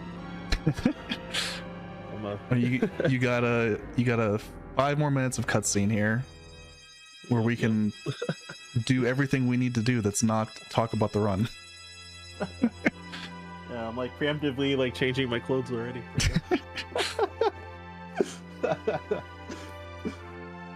Finding all the sweet spots when to do it. Yeah, this is the typical outro. Like, I think a long time ago there have been runs that ended on Star Rod for just the sake of marathon, but I don't think that's happened in a while. Oh wow. Like I guess because there's extra movement at the end, right? Yeah. There is a little bit of movement. There is, you know, you skip Luigi, which saves time. Yep. And does technically require an input. Yep. But yeah, generally, this is a good time to do outro stuff because we can get it all out of the way. I try to stream 5 days a week. Speedruns basically every day. This game, not super often anymore, mostly Twilight Princess. At least for now. I will probably eventually come back again for another PB at some point, surely. I've been so close. Probably whenever you're in the mood, right? Yeah. Which for a lot of the RNG isn't gonna be super often, but yeah, I feel that. yeah, I had a couple months at the end of last year where I was like, I kind of want to do this, and then I PB'd by like a minute, and I was like, all right, I kind of don't want to do this anymore. Yeah, I feel that. High variance runs, if you're like deep into the grind for a while, then Yeah. gonna really chip away at you. Yeah, especially because of like where the time saves tend to be. It's just like, oh, it's, you know, 15-20 seconds here, 2 hours into the run, and then Yep. you don't get it. It's like, well, now the mistakes that I made earlier are actually a big deal. Yep. So being in the top 10, it's usually gonna be like that. Yeah. I think you're in the top 10, right? Yeah. Yeah. Top 10 for, well, I guess technically every category that I played, but this is the one that is the most competitive. Hey, that's pretty heat. Shame all bosses is not more competitive or 100%. But they're, you know, they're harder long categories. Makes sense. Yep. Exactly. Glitchless is definitely in my opinion, the easiest to get into. A lot of people recommend any percent, no ace for the length, but if you have the time for glitchless, I think it's honestly just much better than any percent. Easier to just like do a run. Like you can do it, you can learn by just playing it. Yeah, exactly. And then yeah, out of bounds is also not easy. Yeah. Yeah, time will be ending shortly once we get to Peach's castle and she puts her hands in the air after her last line of dialogue. I'm trying to think. I'll equip Speedy Spin for this. It's gonna be R down 2, I think, on the menu. Hey, is it optimal? It is technically optimal to equip it. Oh, so I had to think about it, eh? Ah, I have to unequip Power Jump. Never mind, it didn't save time. No! Well, at least you risked it all. Yeah. It is what it is.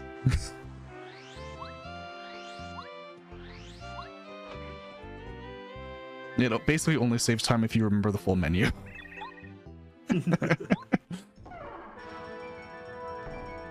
Because it's only like a couple rooms to move through. Yeah, exactly. So the time it takes to pause a menu. Yep. All right, and time 49:53 is pretty good for safe route and everything, all things considered. Hey, GG. Thank you for being here, Ryan. Hey, no problem. Because I could not sit through this entire run by myself. Hey, we got lucky that the some of the marathon runs got pushed earlier, so I kind of barely had enough time to True. go through the run.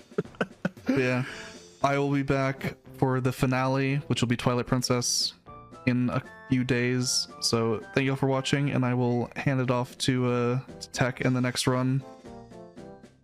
All right, peace.